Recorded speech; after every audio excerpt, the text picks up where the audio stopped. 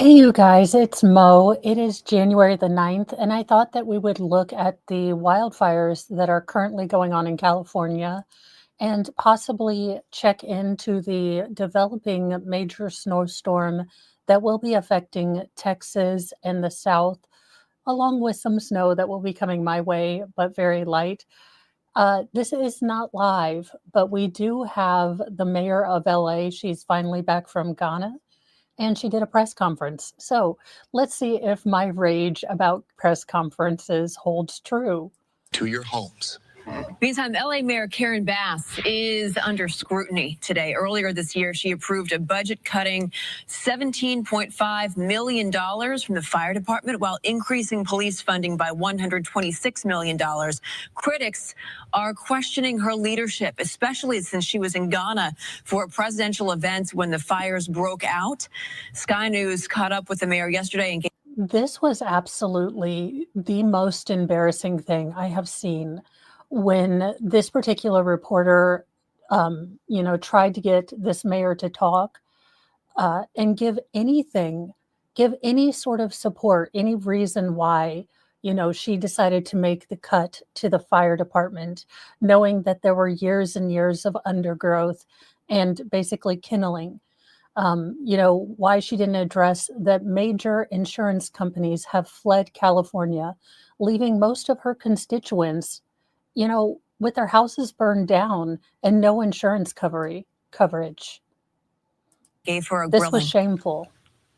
You owe citizens an apology for being absent while their homes were burning.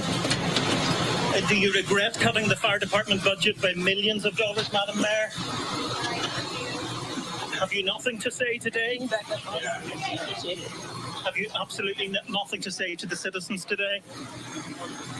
Elon Musk says that you're utterly incompetent. Are you considering your position? Madam Mayor, have you absolutely nothing to say to the citizens today who are dealing with this disaster?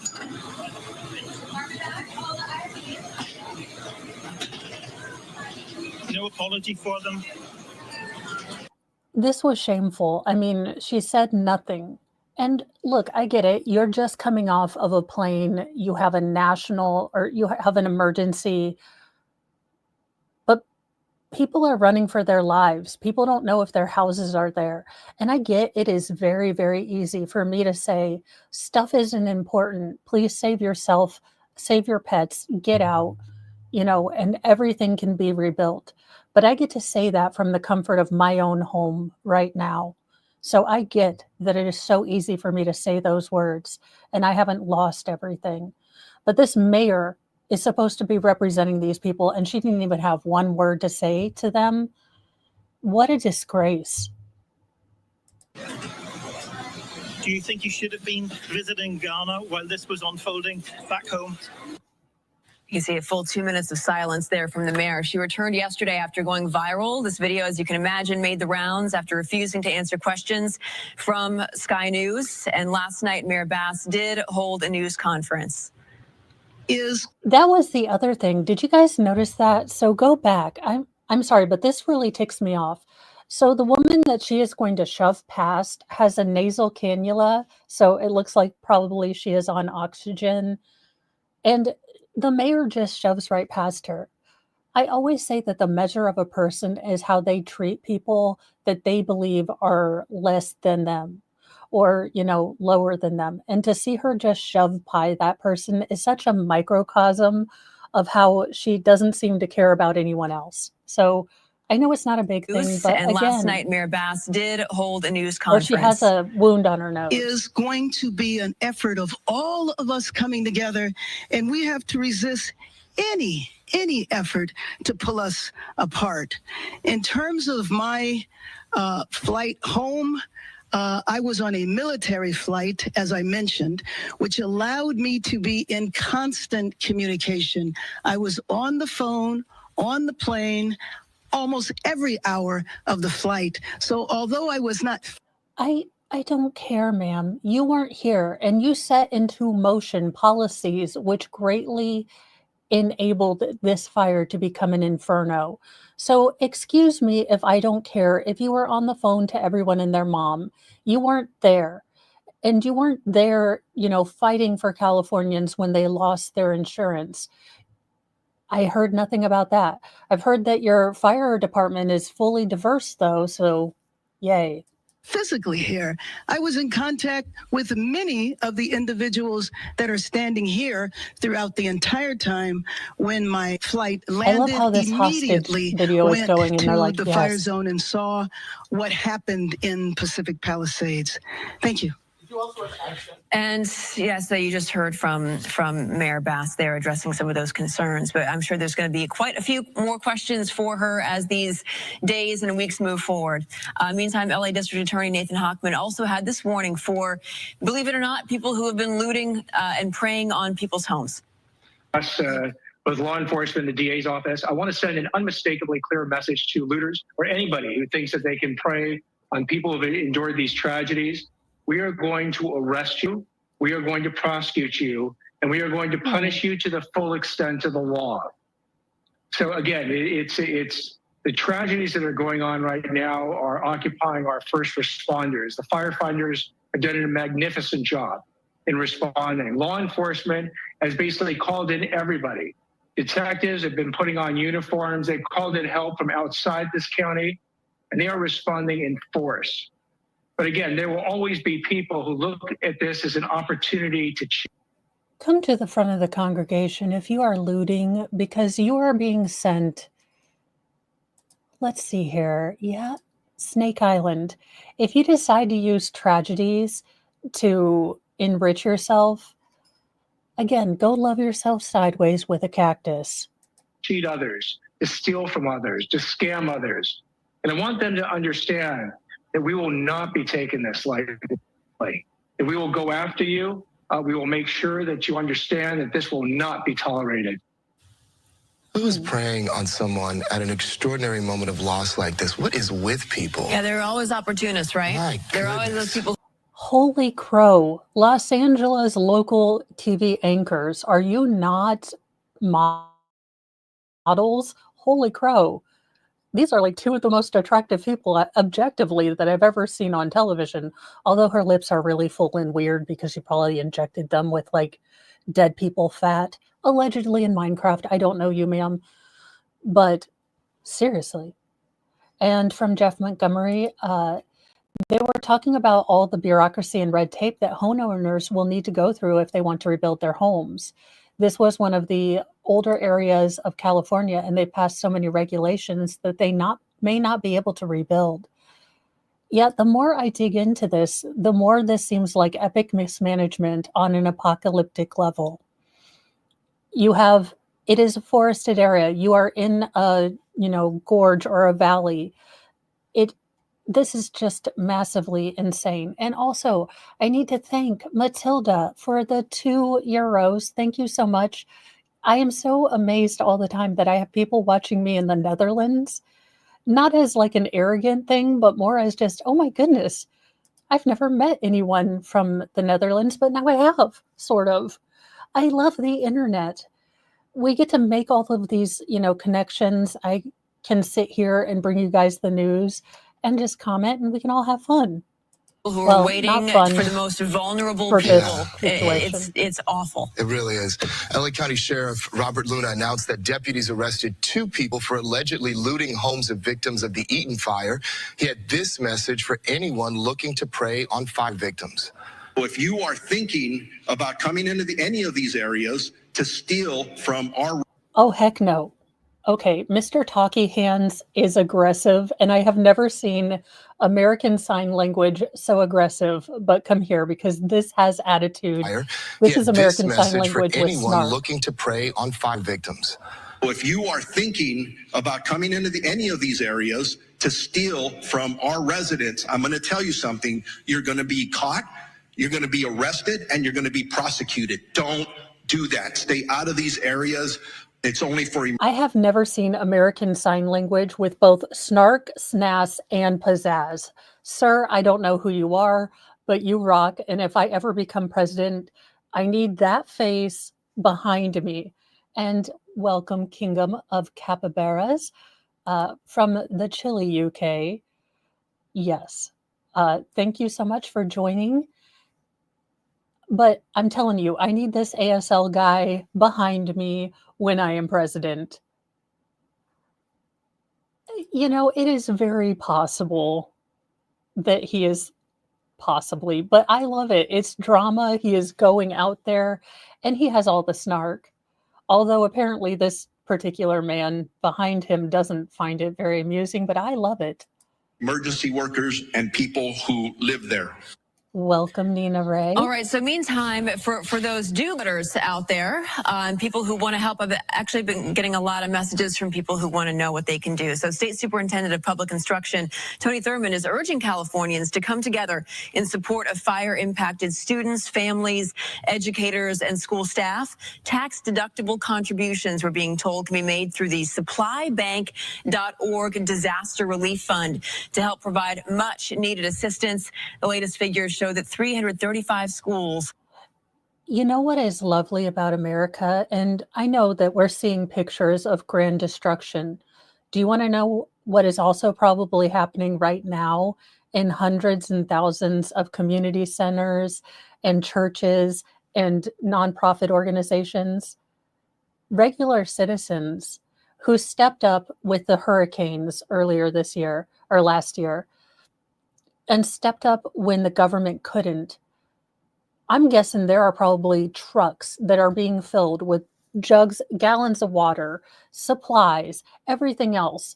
Because you know what? We may not be able to depend on our government all the time, but the rest of Americans, we care. We care about the students that lost their schools. We care about the people who lost their memories and all of their life's history and may not even be able to rebuild because they don't have daggone insurance because you guys policied insurances out of the state.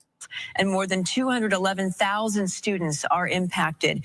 For more information, we do have a link on our website at foxla.com. I also want to take a moment to remind everybody out there that President Jimmy Carter's funeral is happening as we speak. We were supposed to be carrying that here on Fox 11. However, with the nature of the events right now, we will be showing President Jimmy Carter's funeral on KCOP Channel 13. And that, again, that's happening right now if you choose to watch that. Meantime, we're going to get to Coco Lackaboy. Newly elected Congressman George Whitesides discussed the oh, that's not the right thing I'm reading. We're just going to go to Coco. Coco, hey there. Good morning. I do have an update on this. I do love when professionals have a mess up because then I feel like I'm semi-professional. Like, look, everyone messes up or maybe drinking on air. No, I'm just kidding. I am not drinking other than Coke Zero. But still, I'm just saying I love when they mess up too because it makes me feel a little bit more sane. Like, everyone's just human. Sunset fire here. We have just learned that all of the evacuation orders will be lifted at 7:30 this morning. And of course, that's the news that everyone wants to hear if they were impacted by the Sunset fire. We are here on Hillside Avenue, and it's important to note that firefighters from the LA Fire Department will still be in the neighborhood. They're really just keeping an eye on things, making sure that there aren't flare-ups that happen due to the Sunset fire that broke out last night. But the fire crews have been working all night, throughout the night, to really help control this fire and make sure that it did not spread and put more people in harm's way. And their efforts were extremely successful, along with the help from air support, to make sure that the fire did not spread. And that's why the evacuation orders will be lifted, started at 7:30 this morning. But definitely very scary for residents and people who were visiting, because a lot of the iconic Hollywood spots were impacted by the evacuation, such as the Hollywood Walk of Fame, also the Chinese Theater, the Dolby Theater, and the Capitol Records building. But again, the good news is at 7:30 this morning, all of the evacuation orders will. Okay, I've got an article here that is going to maybe make a couple things a little more clear, because this is more about Karen Bass. So I'm trying to give you guys updates with also other information because I'm not a native Californian. But LA Mayor Karen Bass blunders her way through fire warnings on the big one and directs people to get help at a URL. Embattled Los Angeles Mayor Karen Bass has been ripped as one of the most, quote, incompetent politicians in America, end quote, after she managed to botch the fire emergency information website address by pointlessly telling locals to visit a URL, even admitting that the deadly firestorm is the big one. Bass made the blunder when she stumbled her way through a conference on Wednesday soon after returning to the U.S., having faced scorching criticism for traveling to Ghana as wildfires ravaged her city, and for slashing the fire department's budget. If you need help, emergency information, resources, and shelter are available. All of this can be found at the URL. That's a quote. The failing mayor read as she, from a teleprompter. Food, water, medicine, a packed bag, and ready again. This is an active situation. Conserve water to the extent you can. We want to make sure that we are ready if we need more water.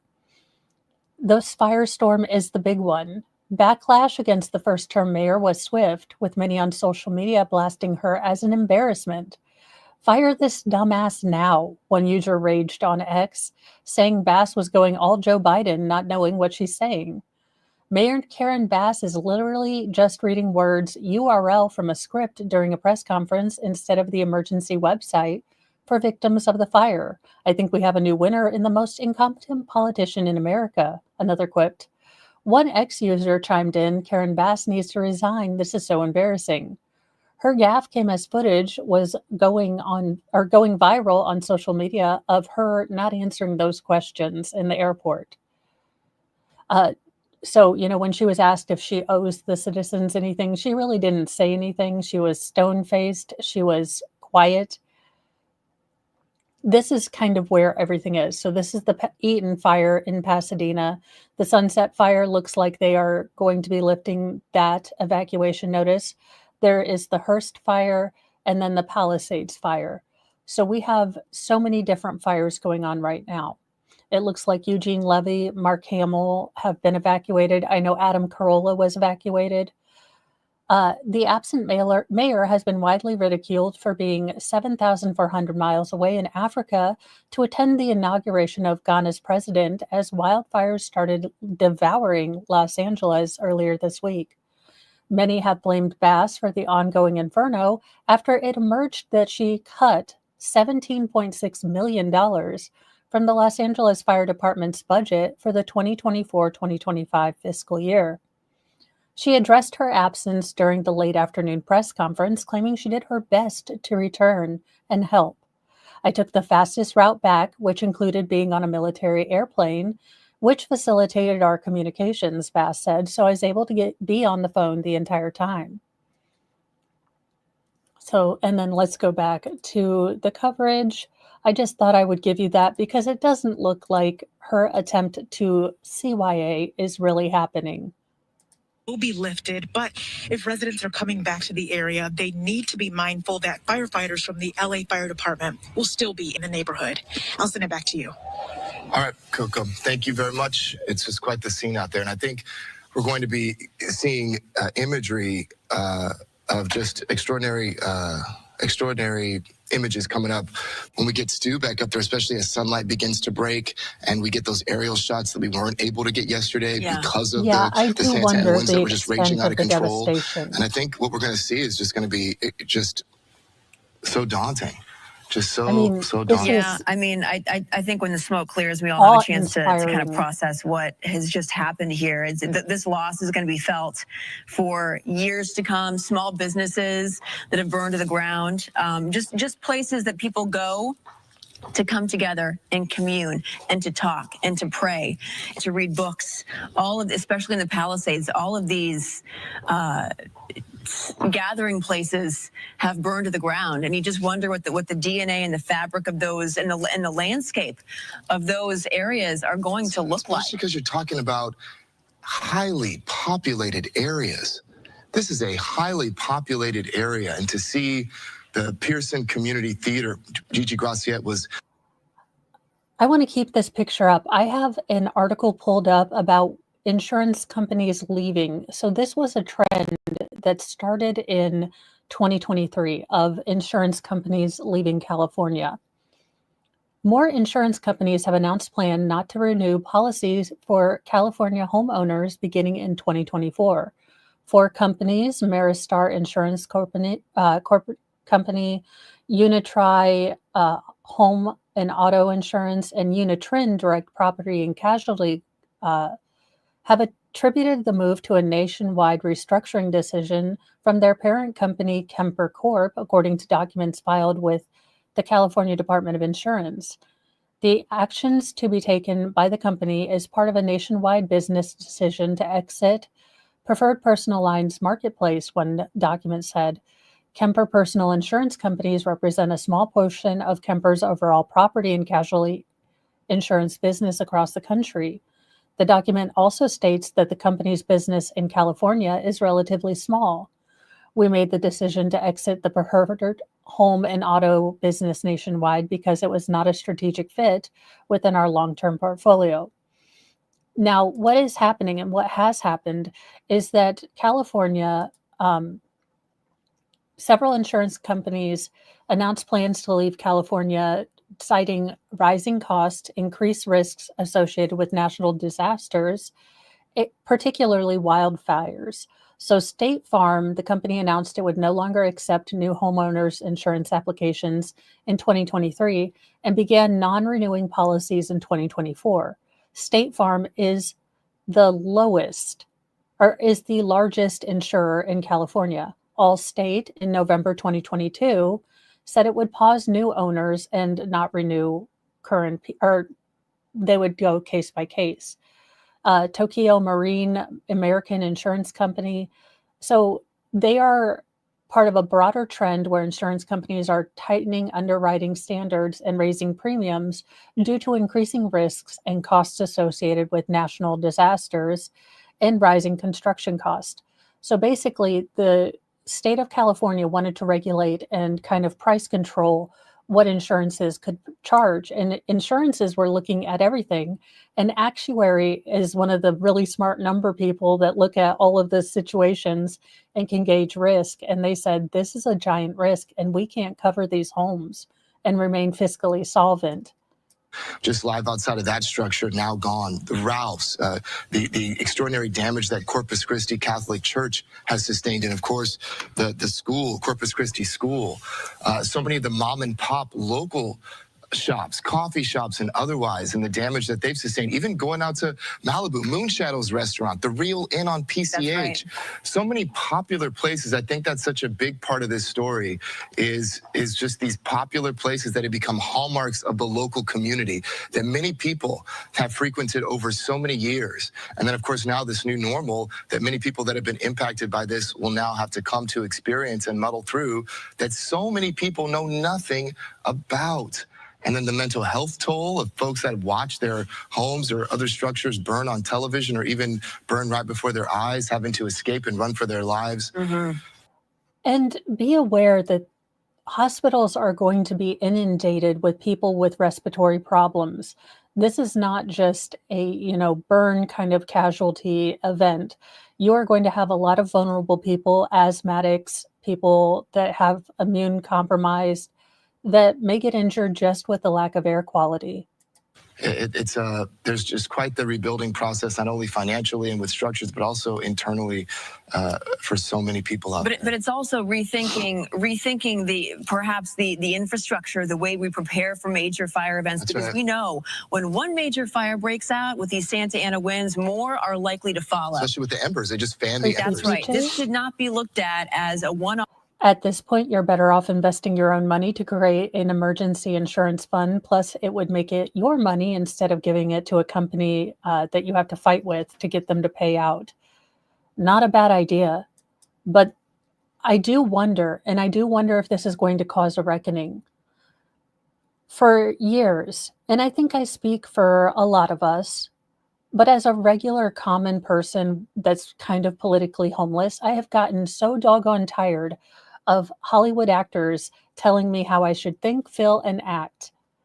I do wonder if this is going to cause a reckoning between Thor is here to save the day, between policies that sound good and things that actually work.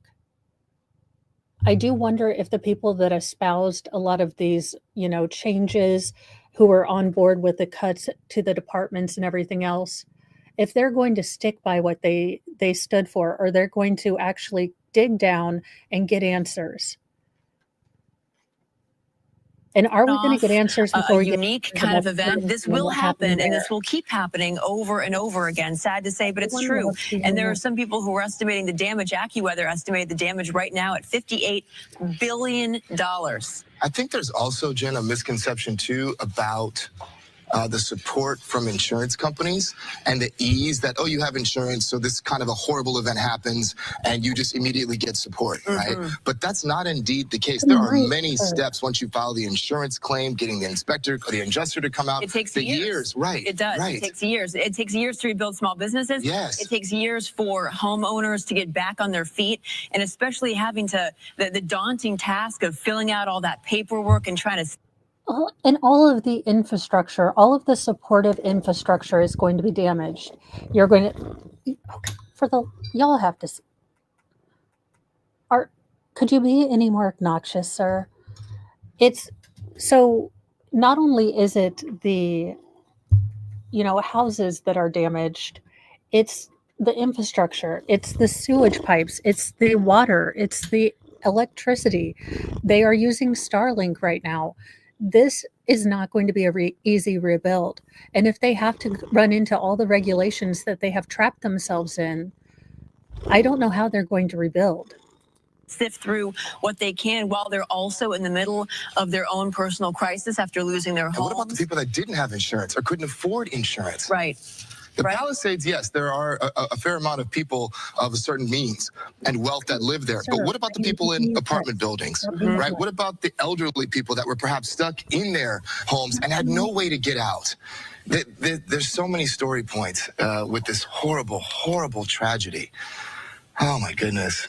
It really is. It's just overwhelming. Yeah. It's overwhelming. And I can only imagine those folks, that are directly affected and impacted, what they are experiencing. And also a reminder, California employs sir, not the face. Come on, not the face. Employs convict firefighters. If you get a chance, check out Nerdrotic's noon podcast or stream yesterday, because he talked about being a convict firefighter and how dangerous but rewarding it was.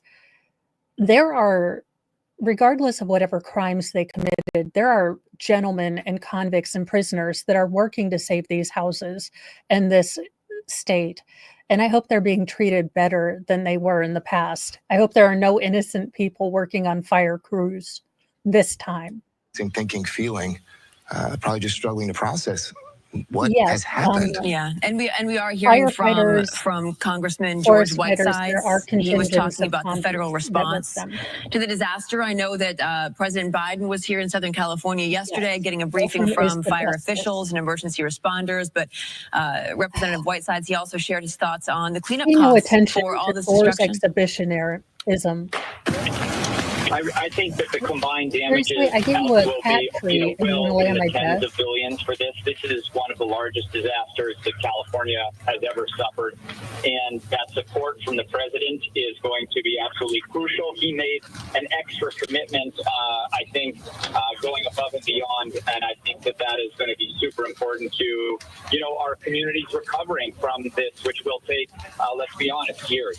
What are you hearing, Mr. Whitesides, from your constituents? What do they need right now? Well, I just left an evacuation center here in Pacoima where people are bringing their pets and, they are scared. They are concerned about the smoke. So far, the evacuation centers on the north side of the county are well stocked with food. I think people want to make sure, particularly for elderly and the young people, that they're managing the air that. This is the kind of thing that you think you're going to see Snake Plissket with the eye patch and Kurt Russell in some leather in the early 90s, late 80s. I feel like I'm looking at Escape from LA. How incompetent, at what point does incompetence, at what point does procrastination and not taking care of maintenance and things that are predictable, when does that become criminal? I don't know. I don't have the That answers. they're breathing. So if they're going outside, to use a mask, but to stay indoors if they can, and to protect the folks who are the most vulnerable in our communities. And I don't know if you're near That's a TV someone's screen dreams or going up seen in this on the fire. stream, but That's when you see someone's these business. images and what you've seen in person today, just what goes through your mind on a human level? My heart breaks. My heart breaks. My wife grew up in Santa Rosa, and they had the Tubbs fire where they lost 5,000 homes in just a couple of hours. And we're going through our own version of that last night and today. And it just there was a story that the fire chief told of telling one of his best friends that his home had burned to the ground with just the chimney remaining. And it just breaks your heart. And we just have to work as hard as we can to help these folks get back on their feet for the long recovery ahead. That's right, and you hope that that can become a bipartisan thing that both parties can agree on, because that's the last thing you want is when people who are struggling right now get caught up in any kind of politics. That's right. Yes, that's right. Yes, and meantime, a lot. No, it's about damn time we talk about politics. I mean, at what point are we supposed to not talk about it? This has been gross incompetence. If I can see it, and I'm naturally blonde under this color, and Thor can see it as he aggressively bathes himself, then this is the perfect time to talk about politics. This would not have been this apocalyptic if regular standard procedures were covered. This was not something that was unimaginable. It doesn't take a mentat from Dune to figure out the possibility that if you leave years of detritus in a forest with no humidity, strong winds and a spark, and apparently a population of unhoused people, is that how I'm supposed to say it now? I don't know. Homeless people who are starting fires, but you also have a situation where a single spark could cause a fire because you do not maintain your forest. You want to be a real environmentalist? We are called to be stewards of the land. This is not new technology. Fire mitigation is something that, the native tribes of this area knew to do. For the love of all that is Cheetos. People are talking about the wildfires, of course, on social media. And Amanda joins us now with reaction online. Hey there, good morning. Good morning. I was really appreciating what you were saying about it doesn't matter what your tax bracket is. Home is where you hang your hat. It doesn't matter if it's your humble abode or if it's a home you saved for years for, or if it's a home you inherited. It's your home. Yeah. It's a place that has all your memories. It brings you solace. And from local LA residents to A-list celebrities, they're all being affected by these fires. This is such a human moment. Many celebrities have fled during evacuations in the area, while others lost their homes completely. Page 6 reports Paris Hilton, her Malibu home burned to the ground. Heidi Montag and Spencer Pratt lost their home. Spencer actually in his car recording himself saying that he watched his home burn down on their security cameras. So heartbreaking. Leighton Meester and Adam Brody just I get that this is a Hollywood, kind of news channel. So we're going to do happy, touchy-feely. I care that these Hollywood people lost their homes. Don't get me wrong. But I want to see normal people. I care that these people lost their homes. Don't get me wrong. I don't agree with them probably with half the things they think or say, but I don't want anyone to lose their lives, lose their homes. I would like to see the regular 3 days ago, we're walking people, the red because carpet at the these Golden actors have Globes, money and now to they're rebuild. home, gone. Anna Faris, Miles Teller, Eugene Levy, Anthony Hopkins, Billy Crystal. I want to note, Billy Crystal and his wife Janice Crystal lived in Pacific Palisades in the same home since 1979. Yeah. Almost 5 decades in that home. Decades of memories. Decades of memories, love in that home. Yeah. All of these actors, all of these people that have money, have the ability to go to a hotel.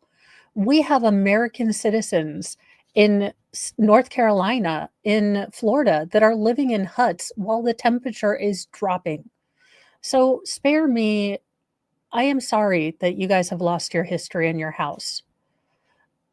But it seems a little hypocritical. A lot hypocritical. Tom Hanks, Rita Wilson, and John Goodman are Yes, just some of the Ford, you are the stars who had goodest to say boy. goodbye to their beloved homes. Many shared emotional messages on social media expressing heartbreak over the loss of cherished memories.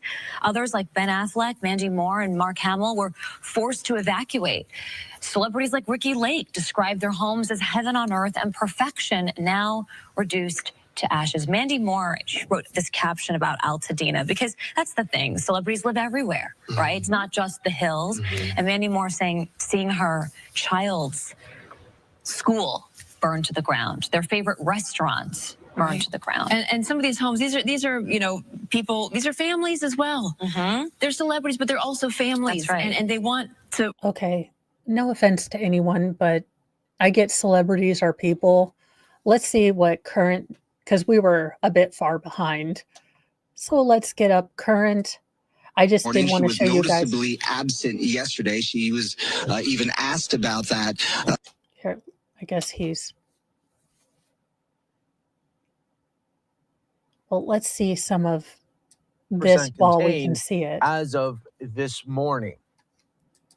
On the west side of Los Angeles, the Palisades fire consumed over 18,000 acres and hundreds of structures in the hills, racing down. Do be mindful of the air quality. If Thor, are you going to be okay over there, co-host? Do be careful of the air quality. If you are in the surrounding area, be mindful. Take care of your health. Down Topanga Canyon until reaching the Pacific Ocean on Tuesday. So again, we'll be continuing to be here with you on Live Now from Fox.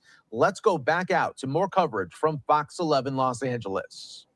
My goodness, I know that it's tough for Stu to see beyond the smoke and the haze and everything, but you do see some of these homes remain intact, luckily enough, but then in other neighborhoods, it is just absolute a flattening of just blocks and blocks of homes.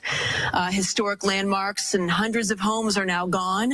Let's go to Gigi Graciette. She has been reporting for us there on the ground all morning long. Some stunning visuals, Gigi. We're on the 15,000 block of Sunset Boulevard. We were across the street, Casa Nostra, the Italian. Well, look at this reporter. She didn't put clothespins on to look more sexy in her, fire retardant jacket. There you go. Restaurant, Bank of America, Starbucks, that is all a total loss. Now we've crossed the street and we're at smaller businesses. You were looking at what once was Palisades Flowers, the only thing indicating what this business was. We have to imagine this is family owned. This is a smaller business. Be careful, photographer Tony Butita. There's a lot of debris, a lot of raised concrete here on the street. This was a nail salon right next door to it. We believe it says Rosie's Nails. There was a gymnastics center here. There was a hair salon here. I can't tell where everything was, but these are. I mean, this isn't a house. This isn't a family. These are entire communities, and someone needs to answer some questions. So I am sorry, LA news host casters. It's time to start asking some tough questions of the people in charge. Citizens of LA voted you in to take care of the things that government's supposed to take care of. So questions need to be asked. And if that needs to be political, that is political. But it's accountable, not political. How about that? How about we start saying, we don't want politics, we want accountability. How about that? Smaller businesses. And not only is the business owner out of business, it may be temporary, we hope, but not only is the business owner out of business, what about all the employees?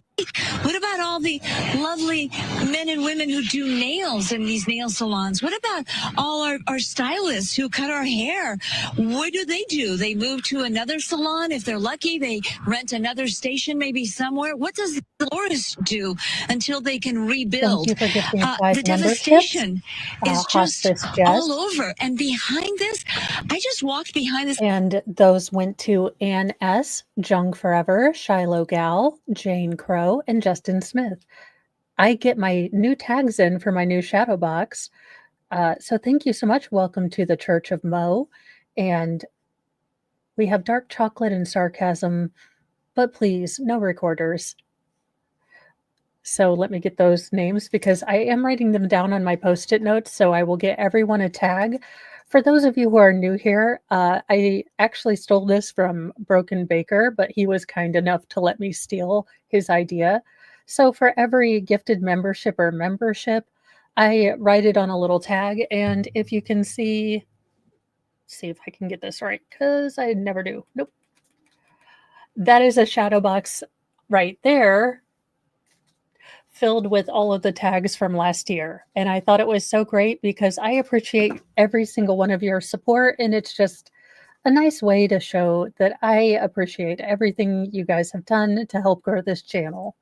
And Baker had the original idea, so he is the smart one. All right.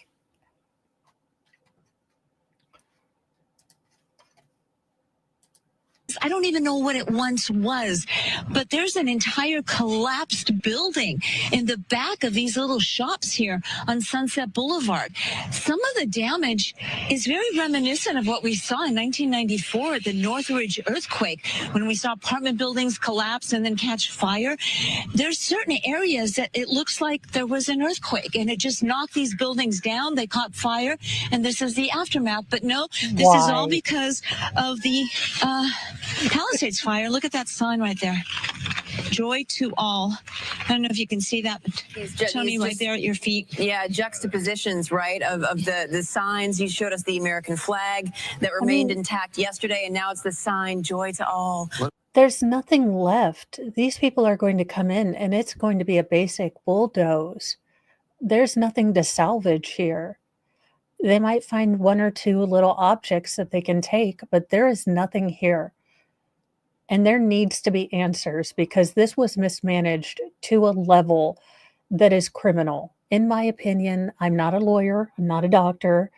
I have a feline co-host, but this is not acceptable. And gone are the days where politicians can, sweep these things under the rug. With citizen journalism, with all of us, with X, people are asking questions. Polite media, old school media may not want to ask political questions or hard questions right now. But citizen journalists have no problems with it. We're asking the questions because right now the people that are dealing with this are trying to find a place to live, are trying to figure out their entire lives, their entire communities that are gone. And we're getting no answers except to, thoughts and prayers, and let's not ask hard questions. Well, I'm sorry, but that's what we did since 1994, nearly 30 years. In front of just this absolute destruction. It's just really something to see side by side. I think the other point too, Gigi, that you raised about job loss, I think that's an extraordinary part of this story. Are the amount of people the people that have lost their homes, people that lost their businesses, but employees at many of these establishments that now do not have jobs. And likely don't have homes either. Yeah. Yeah, the employees at Bank of America and Starbucks most likely will be relocated to another branch. And who saw the budget cut? Here's my question. These budget cuts have to go through committees, if I understand anything correctly about how things work here. So the mayor may work. Who saw the budget cut for the fire department and said no? Was there anyone? Or did everyone look at it and say, it'll be fine, we never have fires? Who could predict this? another Starbucks, but the folks who do your nails here, the servers, the bus boys, the dishwashers at Casa Nostra, the Italian restaurant, the folks who do your hair, the gymnastics, where kids had all those gymnastics programs here. What do they do until they can rebuild? And careful. In the back there, you know, I was talking to you about that collapsed building. That is actually across the alley in the back. I don't even know what that was, but that entire building, if you pan off to the right, you can see some of the debris. That is all collapsed and destroyed. They look like some type of... And I'm sure in the coming days, weeks, and months, you know, fellow Americans from around the country are going to volunteer to send supplies here. And I hope that the incoming administration will be able to get supplies and things like that. Yeah, she is not very quick on her feet. Fisher of Men, just a theory. Lahana was burned for family land from locals. West North Carolina flooded for land from locals. Palisades burned completely for the land. For what purpose? I would love to say that this is tinfoily. I would love to say that you know, this was climate change, or it was, you know, something, but this was plain and simple mismanagement. Fires in this area are commonplace. They have been commonplace since, you know, Native Americans were there. This is not a problem that is unpredictable. This is poor management. And this is a scale of devastation that we just cannot comprehend. I mean, this is a single story in a tapestry of destruction that has people in government's names written on it. And we need to talk about it. Maybe offices. I'm going to go check that out a little better after, but just more destruction. And again, we're on Sunset Boulevard, the 15,300 block near Swarthmore, and these are the mom and pop businesses that have now been affected and have left so many people out of a job. Yeah. All right, Gigi, thank you very much. We'll check in with you in just a little bit. Oh, my goodness. All right, so meantime, city officials, they will be holding a press conference much like they did yesterday at 8 o'clock in the morning. That press conference is slated for 8 o'clock this morning as well. Yeah, Mayor Karen Bass undoubtedly faces more questions about her actions leading up to and after the fire starting. Does anyone know the Bobby time Castro there? is live for us in downtown LA Hopefully with more we get the press details conference. on this front. Good morning. Good morning. Yes, here at the Hall of Administration. Again, that press conference getting underway at 8 o'clock this morning. You have county and city officials standing shoulder to shoulder here to give an update on the crisis. Oh, we're going to get another thank you. We're doing a good job circle jerk. At least that's what I'm thinking we're going to get. Oh, thank you so much, Jeff Montgomery. So we are nearly at the press conference. In fact, we're probably behind. And yes, LA Mayor Karen Bass will be here this morning. She was noticeably absent yesterday. She was even asked about that. A trip, she was returning from a trip to Ghana, a trip that she is still being criticized for. Many wondering why, with the National Weather Service had said that previously this was going to be a potentially destructive and life-threatening fire, a windstorm, why she would even take that trip to West Africa in the first place. Also receiving criticism this morning for cuts to the department, to the fire department. LA City Fire receiving $17 million in cuts last year, and many wondering if that had an impact at all in terms of the firefight and the challenges when it came to the staffing of fighting this fire. Well, Sky News caught up with LA Mayor Karen Bass when she was on that overseas trip. Okay, I'm going to say something kind of crazy here, and you can call me a sexist, you can call me an internal misogynist or whatever, but unless these new female recruits to the fire department can deadlift their battle buddy and take them out of a fire, I don't care about equality when someone's fighting a fire. I don't care about equality. These are all luxury thoughts that we can have when there's not a fire. But when there's a fire, if a 90-pound chick can't carry her fellow firefighter out, then she doesn't deserve to be on the fire department. If we have to lower standards to get women to get parity in the department, then what we are essentially having is a bunch of men who can't depend on the women that they work with to carry them out of a fire. I'm not trying to be a jerk about this. I'm not trying to be, aggressive or mean. But the fact is, as a female, I can't deadlift as much as a man. I can't help him as much. If he needs to get stuff done, I want my firefighters to know that they've got someone behind them that's going to watch their six, not someone that was put in there because we want to catch a quota. And I'm not saying that female firefighters aren't great, but if we have to lower standards, then that's not real, equality. You're just lowering the standards. And then we have firefighters that can't trust their battle buddies out there. Hospice, Jess, yes, I did. Luxury thoughts, I think I stole from Ben Shapiro, to be real. Not going to lie. I only listened to him a little bit because he says about 127 words in 60 seconds. The new water manager gets $780,000 a year just for draining the mountain resources. On her return here to Los Angeles, and this is video that went viral. Do you owe citizens an apology for being absent while their homes were burning? Do you regret cutting the fire department budget by millions of dollars, Madam Mayor? Have you nothing to say today? Have you absolutely nothing to say to the citizens today? I don't know why, but and I'm probably going to get pilloried for this, but the Scottish or Irish brogue, while talking to a sheriff of Nottingham sort of character, is great. The irate sort of juxtaposition of the common man from the, Scottish or Irish brogue is amazing. Maybe I'm the only one that thinks like this, but I'm like, oh my goodness, it's just such an odd juxtaposition. Then again, I have a lot of thoughts at 3 a.m. that don't make sense. Elon Musk says that you're utterly incompetent. Are you considering your position? Oh my gosh, if he could just say incompetent as my ringtone. I am not going to lie. Like every American woman, I can be seduced with an English or European accent. It's a weakness we all have. It is incumbent in our DNA. But give us a sexy Scottish, Irish, English, possibly French accent, and we're done.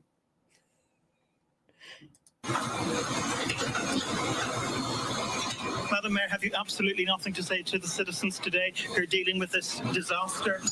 Her internal dialogue, I have it. I am going to get better at this soundbite thing. Let's not all panic at once. Let's not all panic at once. Let's not all... That is her internal dialogue, straight from Futurama. Let's not all panic at once. Good news, everyone. I will be doing a media conference.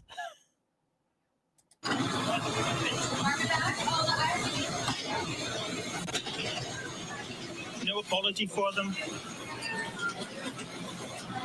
Do you think you should have been visiting Ghana while this was unfolding back home? It looks like this morning.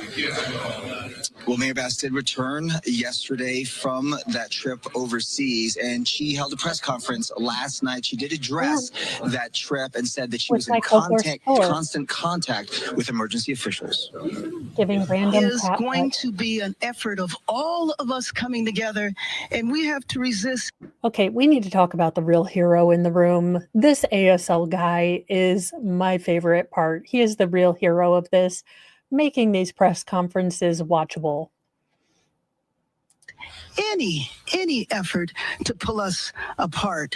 In terms of my flight home, I was on a military flight, as I mentioned, which allowed me to be in constant communication. I was on the phone, on the plane. Okay, so what were you telling the firefighters when the hydrants were empty? I'm sure that really helped. You just went, oh, the hydrants are empty. Have you thought about this will not tear us apart? Also, remember to be kind and equal. What does a phone call do? You are not there. You are supposed to be a leader. You're supposed to be present at least, and you knew the forecast, so don't give me this. I'm sorry, the first female president of Ghana, let's be real, she's probably going to be taken out in a coup in 5 weeks. So you had to go to that? You? A mayor? No. Almost every hour of the flight. So although I was not physically here, I was in contact with many of the individuals that are standing here throughout the entire time. When my flight landed, immediately went to the fire zone and saw what happened in Pacific Palisades. Thank you. And again, Mayor Bass expected to be at this. Lady Tammy, from what I have been reading, and take this with a grain of salt because I could be wrong, but I believe that money was shifted over to the police department. So that actually went to increasing the decreased police department. Press conference again starting at 8 o'clock this morning.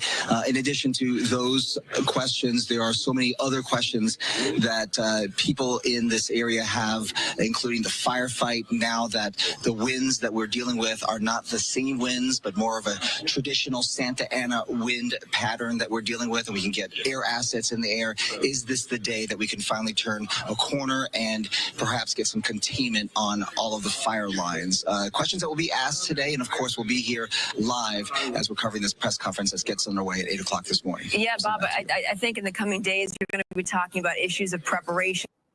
Okay, let's skip forward. I don't. Evacuating children from elementary schools within the neighborhood. And Paris Hilton posting on Instagram saying that she learned her Malibu home was lost while watching it burn on live television. She adds, and I don't dislike these people. I don't dislike Hollywood. But what I do dislike is a bunch of people that want to tell regular Americans how to live. And now the consequences of the policies that they have been promoting are coming to their doorstep. And I do wonder if there's going to be a reckoning. Are you going to look at yourselves critically at the people you elected and ask questions and demand answers? Or are you going to go back to complacency? Because the cost of living increase didn't really bother these Hollywood people. They don't have to get eggs. They don't have, to worry about what things are. But now something you deliberately voted for and promoted, and all of these policies, you voted for these people. The chickens have come home to roost, and what are you going to do about it? Now, I don't think Paris was ever a big person, but I'm saying the people that now have to deal, these people have been cosseted. The bad choices that have been made in their general localities, don't touch them. They can move, they can leave, all of this. But now they are getting the tangible results and, consequences of poor planning.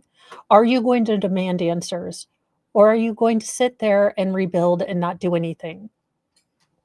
Is there going to be a reckoning or not? You guys voted for this. Are you going to change? No one should ever have to experience that. Jamie Lee Curtis. See if we've got the press conference. We've got here some on live now footage from Fox. We appreciate all our viewers being with us. We'll get you back out to Fox 11 Los Angeles as soon as they come back from their break. And we're about 12 minutes away from the latest update from LA County. It's just the amount of damage we are not even going to have a clue about. Today could be the day when things begin to turn a quarter, when firefighters get some relief assisted by some calmer winds. We're going to have live team coverage all throughout the morning as the 8 o'clock hour is about to start. We're all. I guess my question is going to be, are people going to stand up and demand answers? Because I'm getting really tired of all these politicians, leaders, asking us not to question them, calling it political. I guess that's where my rage comes, because it's not political. It's citizens asking questions. It's Americans wanting to know what the hell happened. So all of these leaders having these circle jerk media,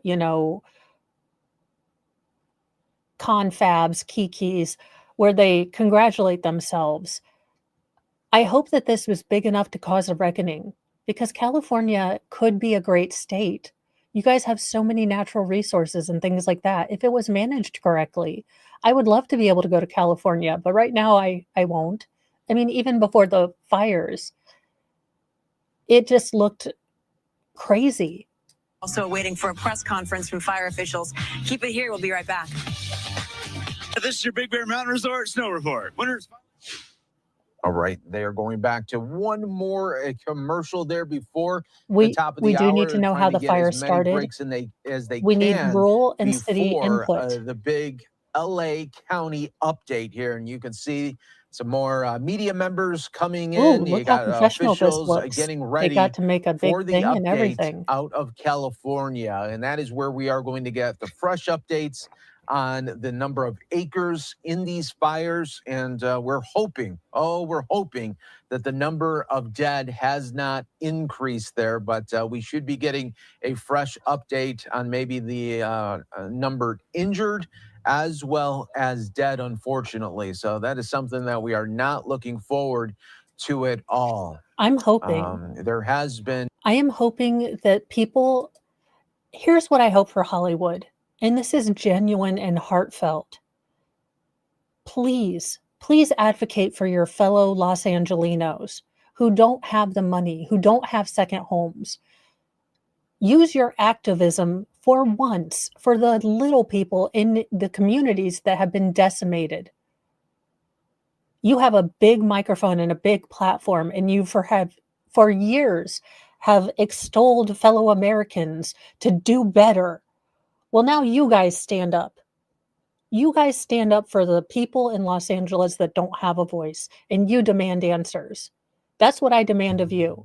You have spent countless awards ceremonies and podcasts and Twitter things and everything else to tell us how to live better, how to do better, how everything else. Well, now you have a chance to stand up for people that don't have a voice right where you are. And if you don't, then don't ever, and I mean ever, ask the American people to be better from your high horse. If you don't raise your voices and demand answers about this, why our government sent fire equipment to Ukraine. Explain that. You guys deal with massive fires, but you wanted to send fire equipment to Ukraine? There was nothing in the reservoirs? Explain this stuff.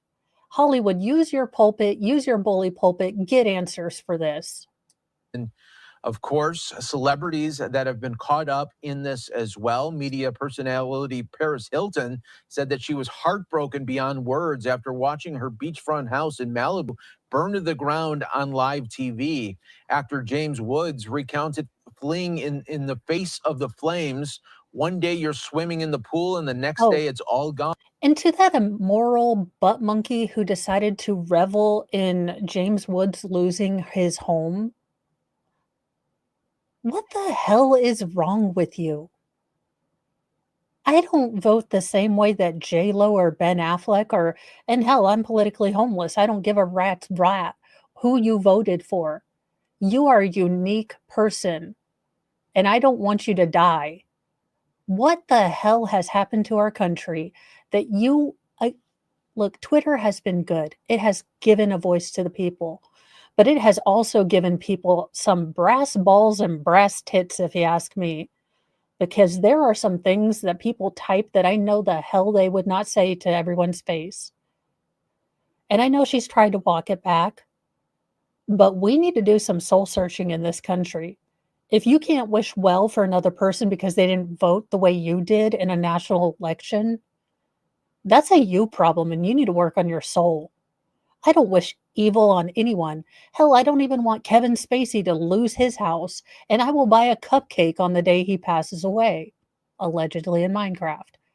So if I can put aside my deep Kevin Spacey hate and wish that he doesn't come to any natural or any physical harm, then gosh darn it, can't you just put aside voting and care for your fellow human? I mean, Steve Gutenberg was out there moving cars to help fire people. as much as I really don't care what Hollywood thinks, these are still people. It's just America, we need to work on our souls. I don't know what is wrong with us. I don't know if the internet has given us a pair of brass tits and we think we can say whatever the hell we want. But we have forgotten that regardless of how people vote for, they're still people. We shouldn't want any ill on them. And I'm glad she's getting his comeuppance, or her comeuppance. He said in a TV interview, he wept as he described a niece who came out with her little Yeti piggy bank for us to rebuild our house.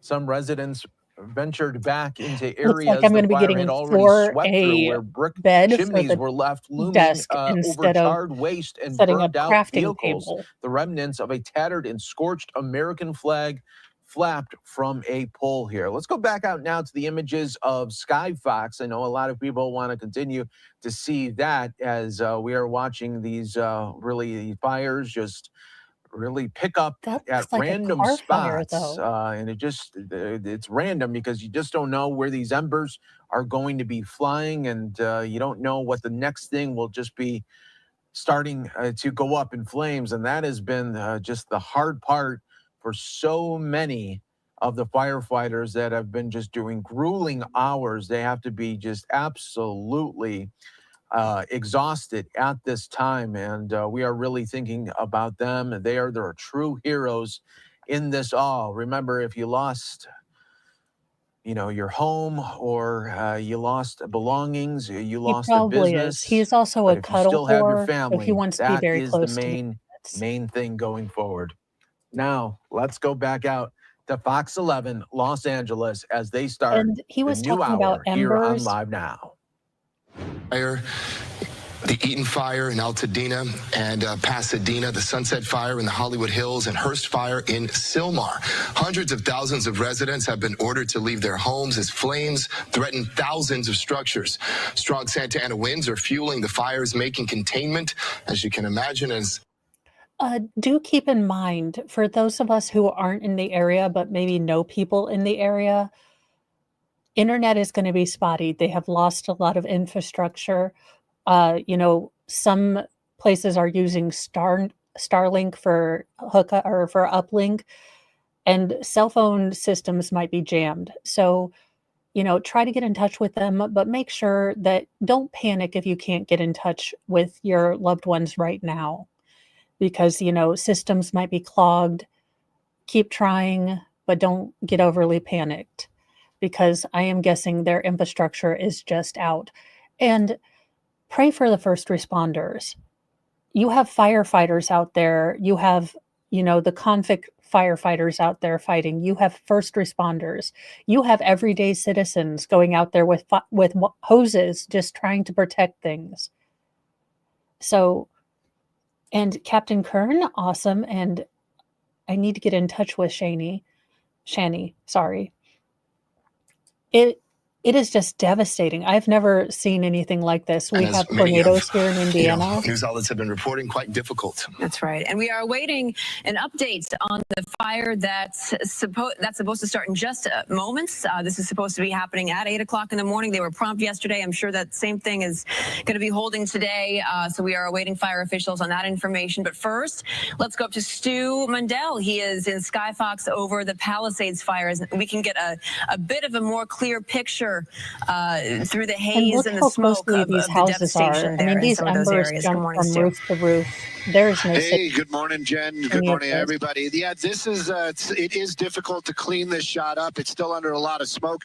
This is part of the Palisades, but this isn't one of those neighborhoods where all the homes were destroyed. This is what we usually see in a lot of the brush fires. You can see right there, they got a couple of houses standing, and then if you can look through that haze as best you can, you can see some just burned to the ground. Somehow we have lost, for all the goodness and all, and I know I am hypocritical. I am speaking to you from social media, from YouTube. I hope in this next year we can regain some of the humanity we seem to have lost in the 2 years we were separated from each other. I don't know what broke in all of us. I know we all have different stories. But some of us seem to have lost something very important in our soul the last couple of years, and I hope they can find it. And I'm so sorry, Rage.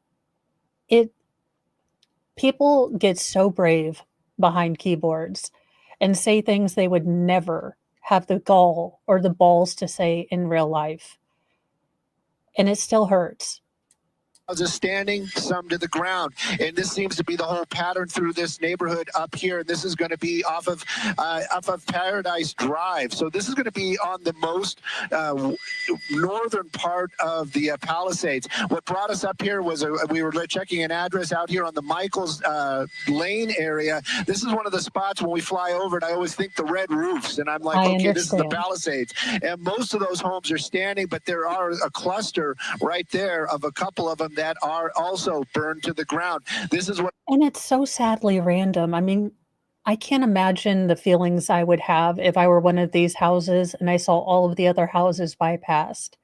You are going to have so many people like that. It's so random. You know, it skips houses and skips this house and it seems to just pick yours. People are going to have, this is going to be a crisis of faith, of humanity, and I hope we rise to it. What's been going on for most of the Palisades fire, but there's sections of neighborhoods that are closer to Sunset Boulevard that we did kind of see through the smoke a little bit earlier on, that are literally burned to the ground, the entire neighborhood. It isn't one of those ones where there's one house here, one house there, and there's blocks and blocks and blocks of that. And while we were up there, I kind of was just doing the math. I was counting, there's about 40 homes on one of those residential blocks. And then you just kind of we got 5 blocks. Right? Jeffrey Montgomery, you make a good point. There was someone on the news yesterday crying because his house was spared. He was crying for the neighbor's home. It's all gone. I mean, we're seeing it from a 50,000, foot view. But when we start to see close-up pictures, when we start to get, as these evacuation areas, they start letting residents back in, we are going to see devastation on a level that we have not reckoned with. And that's including some of these hurricanes. And we're going to have to deal with this. And I hope we come together as a country and get some of this stuff freaking done. Could we get they have been working on, extra water reservoirs that the Californian people voted in 2014. None of those reservoirs have been built yet. Gavin Newsom, I would like some answers for my fellow Americans in California. Right here, that's 200 homes at least that have burned to the ground. Thank now, there's goodness, still a lot of Joe. active fire, of course, out here, most of it getting into the vegetation, which, the firefighter. And hey, Joe, like I said, it is so easy for me to say, just get your pets, get your family members and a few things and get out. Everything can be rebuilt. But it's easy for me to say that in the comfort of my own home. And there are people here who have lost everything. Children who have lost parts of their education, had to, distance learn and e-learn, now have lost their schools, their only outlet for, social activity that we stole from them for several years. This is beyond life-changing. How many people are going to move away because they can't afford to rebuild because they don't have freaking insurance? Feel like I'm in the UK and I want a public inquiry now. Where is Nigel Farage? I need him. Fighters are concerned about because the winds are carrying those embers. But right now, these flames are moving away from the houses and away from the homes. Getting a little bit of a wider shot again. This is kind of showing you. This is coming towards Topanga, actually. This is Agora Hills is what we're looking at right there. And you can see some of those homes up in the hills and a lot of vegetation over there. And the winds are actually helping these houses. As you can see, the smoke moving away from there. But that vegetation is very, very thick and lush. And that fuel will burn very quickly. Now, we do have structure protection already in place. You can see some of those Forest Service firefighters down there. It might even be CAL FIRE down there as well. So they are aware of the situation. But if that wind changes, it's like, just think if it does a 180 right now, those homes would be in imminent danger, as those flames are already entrenched into that aged foliage right there. So, and these are 0% contained, meaning there is no control. They are doing what they can to mitigate, but they have no control over this. And bless these first responders. They have family at home. There are wives at home wondering if their husbands are going to be okay. Husbands at home wondering if their wives are going to be okay. And there are convicted people who are also working their ass off. And they better get recognition. All these first responders are the ones that should be doing the press conference and getting all the circle jerk applause. These suits that stand up and do nothing, I don't want to hear from them anymore. I want to hear from the fire captain who's on the line. And of course, we will I do continue not know to if bring you other Fox 11 coverage state here on Live firefighters Now have from come Fox. yet. But what we want to do is bring Hopefully you they out will to tell the us in the latest press news conference. conference coming out of Los Angeles. Let's listen in right now on Live Now. Catherine Barger. Okay. 1 second. LA, your ASL game is on point. This looks like another bold, all caps ASL guy. Let's listen to excuses and political rambling. Thank you, Helen. Thank you for joining us here today. Earlier this week, the Los Angeles County Board of Supervisors declared today, January 9th, a day of mourning in solidarity with the federal government's in honor of the passing of former President James Earl Carter. Ironically, today is turned into a day of mourning for more reasons. Okay, just for a little bit to kind of give us a palate cleanser, I do have a story time. Now, it is about President Carter, and I do apologize if you watched Mornings with Mo, but if you are new here, Mr. Mo, since he works for the government, got to stay home today because it's a federal holiday. Now, my younger sons were very confused by this. They were like, okay, so I had to explain laying in wait, which when you think about it, you know, it is basically a dead body in Senate. So I was trying to explain this, and my sons were utterly confused and horrified that President Carter was laying in wait. They're like, it's a dead guy in the White House? So then my youngest, because I don't know how his mind works, and I'm not sure when he watched this movie, but he is in trouble. He was like, he raised his hand. I don't make him raise his hand to talk. He talks all the time. But he raised his hand and he's like, I know why. I know why. Sorry, Thor. I didn't mean to wake you up. Sorry. And I said, oh. And I was taking a drink because my son is trying to, well, unalive me. So I'm taking a drink as he says, no, this is in case he turns into a zombie or a vampire so Abraham Lincoln can take him out. Yes, that is correct. My son was worried that President Carter was going to become A or B, a vampire or zombie, and President Abraham Lincoln, zombie / vampire hunter, was going to have to take him out. I do apologize respectfully to all dead presidents who didn't turn into zombies. Yep, that's what my son thought. He thought that we have our presidents or leaders in wait just in case President Abe Lincoln, badass, you know, axe hunter, has to take him out. I was like, no, and you know you weren't supposed to watch Abraham Lincoln, Vampire Hunter, so what is going on here? So he's lost his pad. He's like, I don't like democracy anymore. And I was like, well, he's not a zombie, you guys. Reasons than the one as we mourn the loss of lives and property across our county. While we are still facing significant threats, I am hopeful that the tide is turning. Thank you, Chief Maroney. Thank you, Chief Crowley. Well, let me cross my fingers too. And yes, we couldn't put on a serious blouse. We had to put on the lemonade blouse. Please, dear God, don't tell me that this was a statement that when life gives you lemons, make a lemonade. What the hell? You could have picked a somber color. And ASL guy, as much as I love you, as a fellow fluffy, maybe that shirt, not the best pick. But I get it. And your hair is awesome, so you just keep rocking on. Well, the woman at the lectern, I think, is a female, and I think the ASL guy is male, but it is 2025. I'm not guessing no more because I don't look. I thought all my girls were going to be boys, and all my boys were going to be girls. I have negative gender recognition.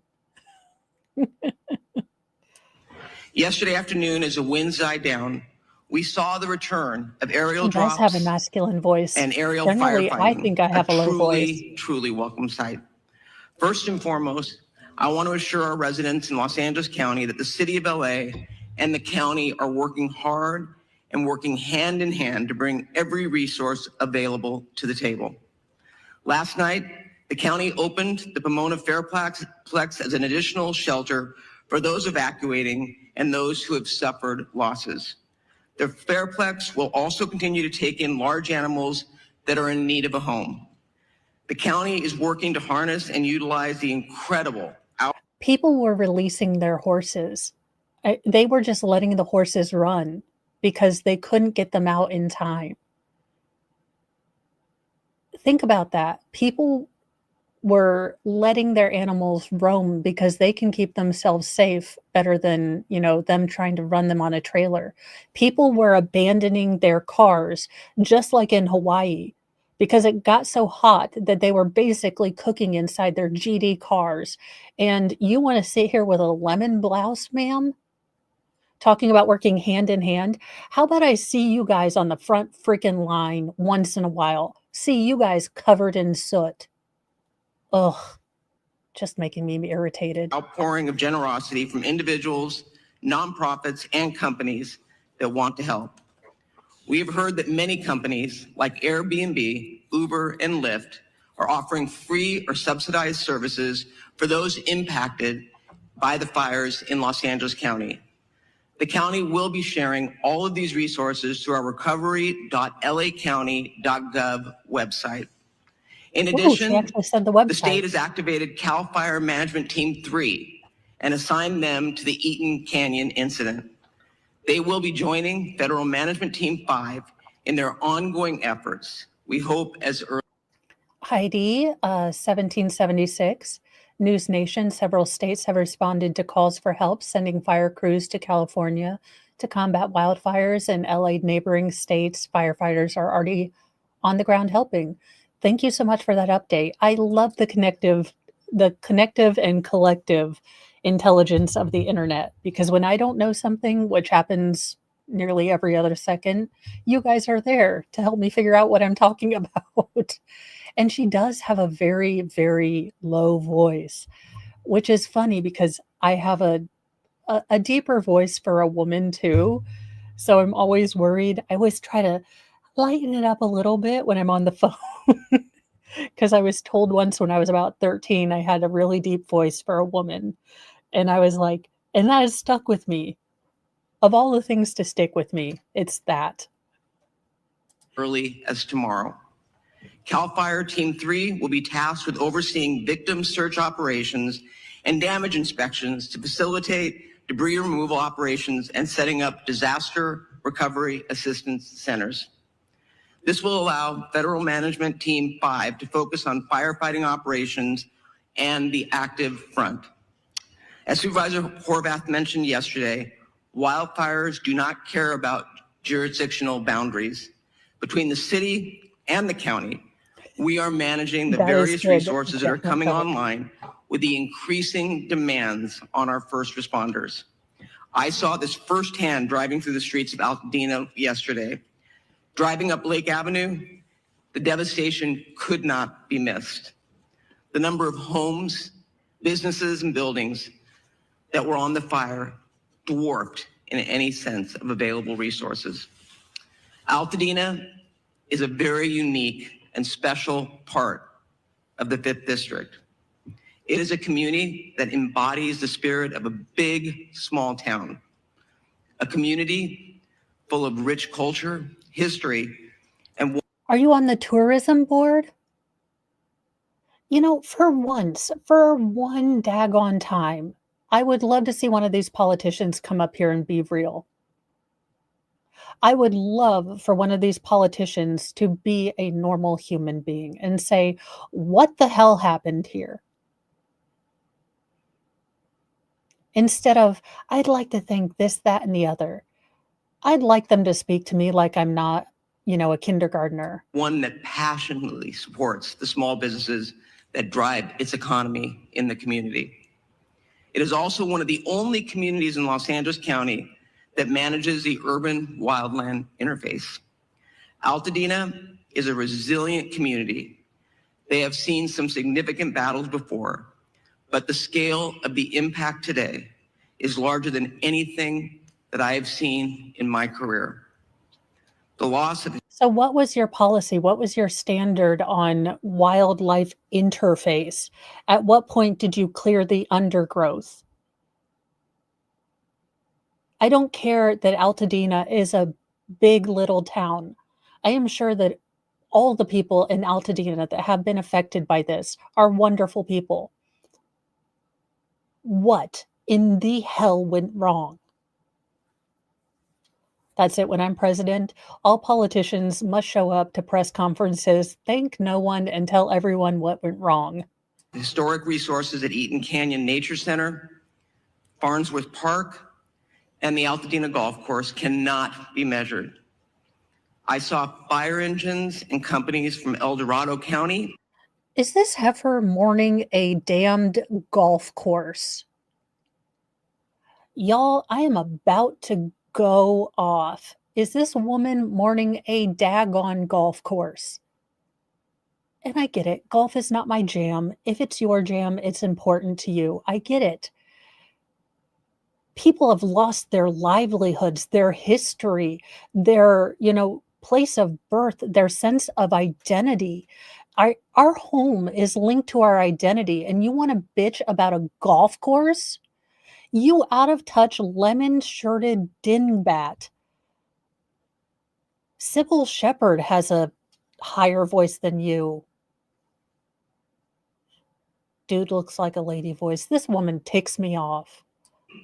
And other parts of California joining Los Angeles County Fire in an effort to protect life and property.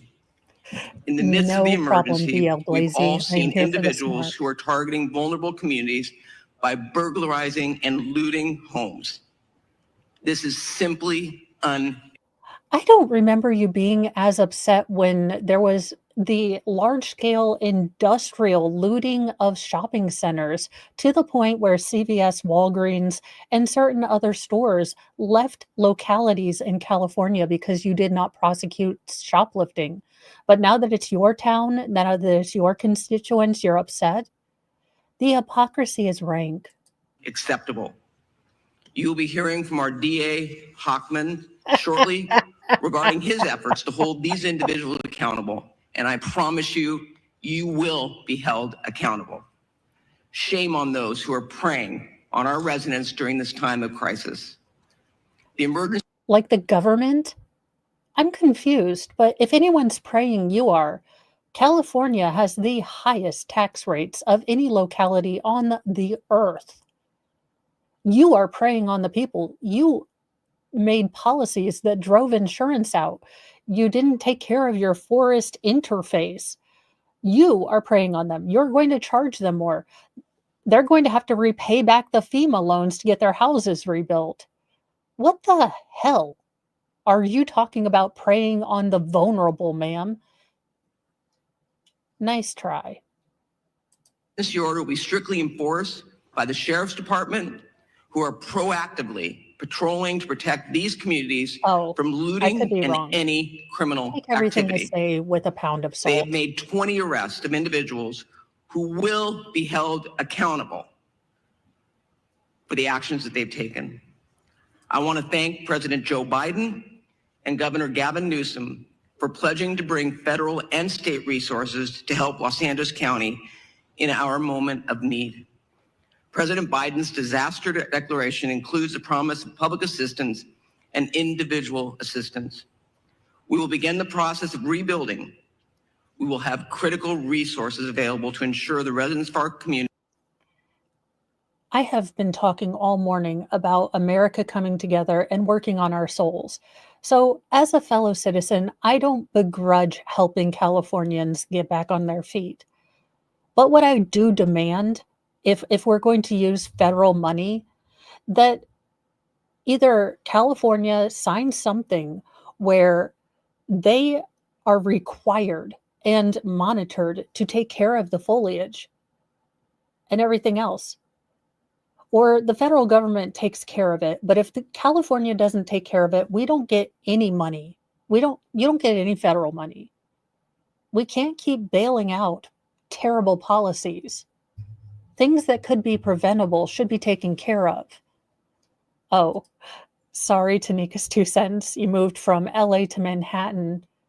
At least you've got really good bagels. Okay, I am not going to lie. I am from Indiana, but they used to have frozen plain bagels from New York at my Walmart, and I would buy the hell out of them because I love carbs. And there is something about, they don't joke. I mean, they could be inauthentic New York bagels, but they are the best. That's been Carb Talk with Mo. Communities are not fighting these battles alone. I intend to bring in a motion with Supervisor Horvath as my co-chair or co-author to ratify the county's emergency proclamation at the next Board of Supervisors meeting. Make no mistake, this board and this county will continue to do everything in our power to ensure the safety of our residents as we look forward to the path of recovery. With that, I would like to introduce Supervisor Lindsay Horvath. The mayor. That's announced the evacuation. That's right. So don't forget any help from FEMA that they get. They are loans. They're going to have to pay that money back. And people have lost their entire life. And the fake sincerity, the fake community. Yes, we can have recovery, but there is a need for atonement and an actual clear-eyed look at how the hell this went so wrong. You can't skip over that step and go directly to recovery and kumbaya. That is not how this works. It goes problem, investigation, accountability, atonement, reset, these people. Mayor Bass, I'd like to introduce LA City Mayor Bass. Thank you, Supervisor. One voice, that is the way we speak, and that is the way we stand here united. Los Angeles will stand united and stand strong. So first of all, ma'am, I think you ought to be united with your Lord and Savior, Jesus Christ, because I believe he is the only one on your side right now. Ma'am, I don't even know if Jesus is he's like, she doesn't go here. We wear pink on Wednesdays. Unity. I am so tired of these daggone politicians swinging unity around just like a shield and sword to make sure that no one questions them. And thank you, Radix Straff, for that information. I am not sure. It could be smoke. I mean, I am sure that the air quality there, again, if you are in California or any areas affected by the smoke, please listen to, I feel bad saying listen to these jackasses, but listen to these jackasses about what you're supposed to do. Contact a health authority and see how you're going to mitigate the effect on your lungs. Well, my thoughts are with the thousands of Angelenos who are impacted by this emergency, as more Angelenos were forced to make the terrifying decision to evacuate. Our priorities, of course, are to keep Angelenos safe and to protect homes. The winds continue to be of a historic nature and a key factor of this firestorm. For much of Tuesday, the unprecedented winds prevented air operations to continue. However, as of yesterday, now forgive me if I'm wrong, and I understand the need for the president to be, at least in theory, at these disaster areas. But wasn't the air traffic shut down because President Biden came in? I think that this is gross on either side. If your involvement as the president is going to take needed resources away from actually fighting the disaster, then can't you do it somewhere else close to the locality that's not going to, endanger the active situation? I mean, call me crazy.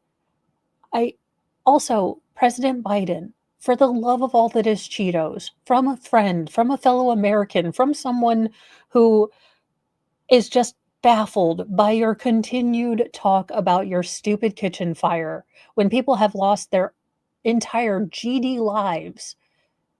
It's a bad look. Stop talking about your stupid kitchen fire. Oh, okay. Jeff Montgomery said that was misinformation. The airport wasn't shut down because of Biden's visit. They closed air traffic location because of the ash in the air. Thank you for that. Ash in the air can be detrimental to jet engines. The particulates can mess with the airflow. So that does seem logical. So I could have been blaming him. And Heidi says PJ Media has some interesting articles about the fire as well, but I can't remember which article has the budget cut graph showing the cuts to forestry infrastructure, EMS, fire department, amongst others. And then let's see, one man I saw said he was approved for $42,000 to rebuild a house that probably cost $125,000. He's still jumping through hoops to try to get that. But okay, so he did pull resources from police and emergency services around LAX. So again, I understand the need to have a leader. I mean, unfortunately, these are the leaders we have for the Los Angeles people. But there has to be a way that you can get the president there without taking resources that are vital for the needed action right at that moment. the winds have allowed for air operations, and that has enabled significant progress against the fires in Hollywood and Studio City last night. And as of 7:30 this morning, evacuation orders in Hollywood have been lifted. Angelenos cooperated. The community stood together. They evacuated, and Angelenos should continue to proceed with caution. Air operations are continuing rapidly in the Palisades, in Sylmar, and across our region. We continue to see our heroes from our LA firefighters and from personnel, families, neighbors from across the county and the state. We thank you. However, we continue to confront a big one-level firestorm. Historic winds and extensive drought have created a perfect storm that has driven people from their homes and have taken people's homes, and that has taken people's lives. This is such a passive way to say this. This is the way she is framing this is like it's an act of God. There was no way to have foreseen this in any way. You know, we are fighting against an unforeseen battle. This was completely predictable. The Santa Ana winds are a phenomenon that we've known about for years. The meteorologist forecasted this. You knew the conditions were 100% correct. And if you didn't, the canary in the coal mine was the insurance companies fleeing like a me in church. Just kidding. I'm joking. I am joking. But still, this is not some, freak accident where in the middle of, say, an Indiana forest, lightning struck and we had no idea. This was a very foreseeable issue. But she's framing this in this passive, like, act of God sort of 2012, John Cusack movie sort of way. Like, we just didn't know this was happening. The Mayans didn't tell us. I've been in the fire zones, and you can see how fast and devastating these wind-driven fires are. I know people from all over the nation are asking how they can help. So here are 2 essential ways. First of all, support the California Community Foundation Wildlife Recovery Fund at calfund.org, and support the Los Angeles Fire Department Foundation at support. Wildlife? Again, I'm going to say something slightly controversial. And I have 5 cats. You guys, I would adopt all the puppies if Mr. Mo would let me, and all the cats. I want to take care of people first. Now, generally, I do like puppies and cats more than I like people. But the Wildlife Foundation, not the Red Cross, not good, and I will put out there, if you do feel compelled to, donate supplies, donate of your time, donate maybe plasma or something like that, do your research and make sure it is a reputable organization where most of the money doesn't go to the CEO. I can't believe that the mayor is crowdfunding support, but okay. LAFD.org. And in addition to shelters, Airbnb is offering free temporary housing. Go to 211LA.org for more information. This, as we know, is a regional crisis. So working together is the only way we will get through this. That's why I've been in constant contact with my colleagues at the county, state, and federal level. President Biden, Governor Newsom have assured us of full state and federal support. And of course, County Chair Barger and I are fully coordinated, as I am with all of the local elected officials. And our fire departments, police departments, utilities, and other critical agencies are coordinated as well. We have pre-deployed, we are executing a strategy, and we are adapting to conditions on the... I'm adapting this synergy to express our absolute... What in the word salad is this? Tell me you've talked to firefighters. Let me listen to a crew. Let me listen to men on the ground instead of this self-congratulatory circle jerk where you're flicking your bean to your own lack of accomplishments and unity. Ground in real time. This is absolutely an unprecedented historic firestorm, but we are all hands on deck. We need to continue to cooperate. We need to evacuate when asked to do so. We need to help others, help our neighbors. And first and foremost, we need to stay united. We need to stay strong. A united LA is the way we will recover. In between the lines, read, please don't ask me questions about how I royally fucked this up because I'm gonna look real stupid. Let's call this a mulligan, okay? Is the way we rebuild our communities. And with that, I believe I am introducing Supervisor Lindsay Orvat.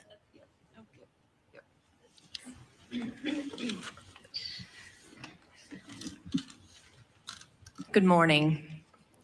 The strength and resilience of Los Angeles County is more than anything we are seeing on the ground.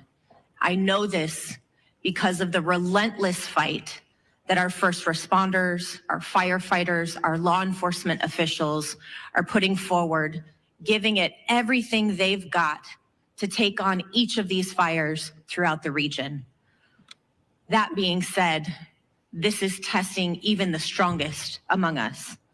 Last night, I personally received an alert from Nixle that I too was under evacuation warning.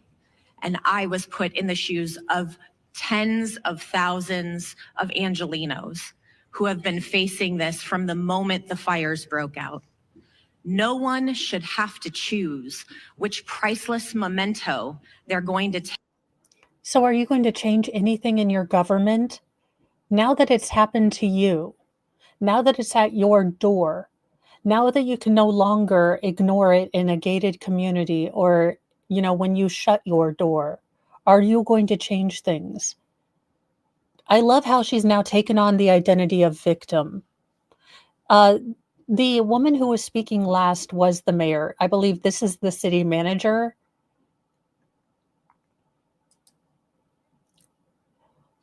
At absolutely what time did you realize that maybe you should have taken more, steps? You should have filled the reservoir. Who said no to refilling the reservoir? How about we find out that?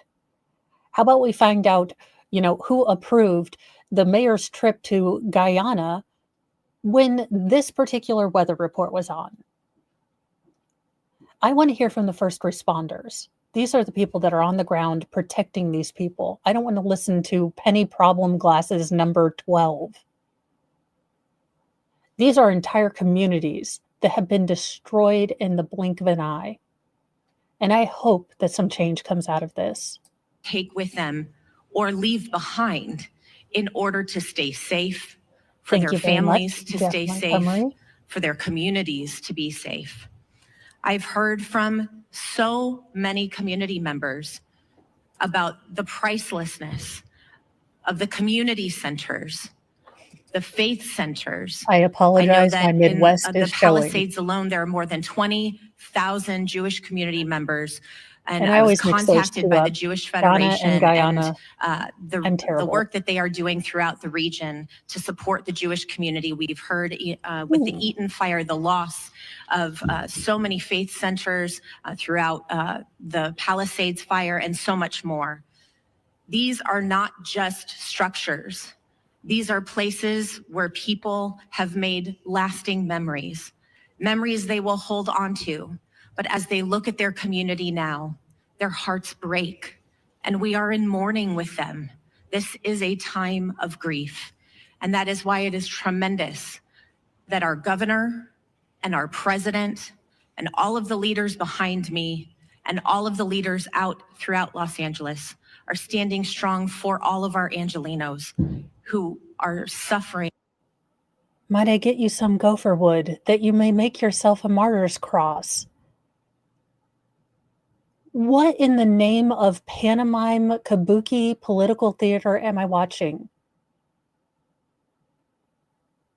This is... I cease to be amazed.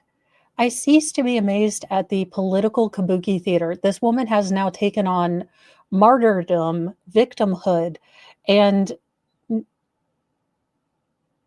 again, these are the people that saw this coming from years away.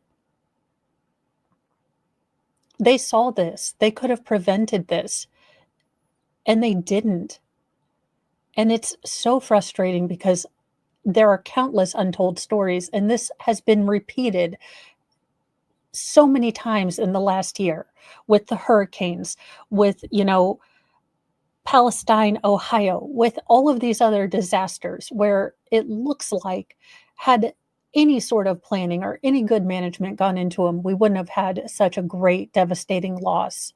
And all we get are these ridiculous, press conferences where they don't address any issues, but want to yell at us if we want to ask questions. And I hope that the press asks questions. Great heartache. Journalists, it's time to do some Palisades journalism. has suffered immense loss, and my heart goes Get out to to the all of the bottom of this, residents investigate. who are continuing to try to understand what is left of their homes. In the Topanga Canyon, I've been speaking with residents throughout the night, and I know that One Topanga and TSEP have been in constant communication with those on the ground, and we are in communication with them to ensure that we are supporting Topangans on the ground. I know there's this morning a fire active behind the lumberyard, and the chief has personally deployed resources to ensure that we are actively fighting the fires in Topanga. Topanga Canyon is a treasure, and we are fighting to protect it. Sunset Mesa, when you look at what is left, is heartbreaking. The community members of Malibu and Santa Monica, which last night declared a curfew because of the tragedy that they're experiencing on top of the fire, people trying to take advantage of this crisis. It's absolutely unacceptable, and we will all stand together to keep each and every neighborhood safe. The Hollywood Hills, my heart broke with you last night. I am grateful for the swift work and aerial assault that took place in order to protect our Hollywood Hills quickly.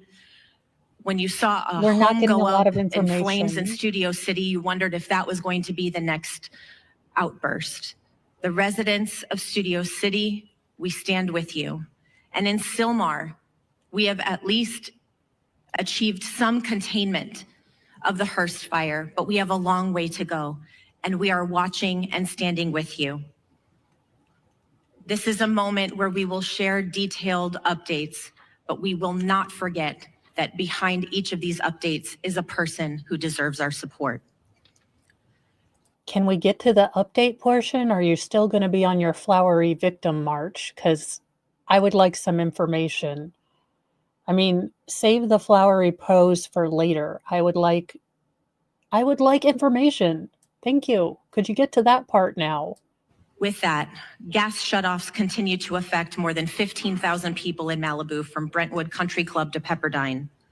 A Not boil the water country club. advisory remains in effect for the Sunset Mesa community from Topanga Beach and Coastline Drive to the south on Shore Heights Drive on the north, and Topanga Canyon to Carbon Canyon Road in Malibu, including communities of Big Rock and Carbon Mesa. Metro fares remain suspended today thanks to the leadership of Metro Board Chair Hahn and our CEO Stephanie Wiggins. If you have essential travel today, please do so safely away from the areas of the evacuation orders. If you do not have essential travel, please remain indoors. For the latest updates and service impacts, you can go to alerts.metro.net. LA County Assessor Jeffrey Prang has shared property tax installment deferral applications.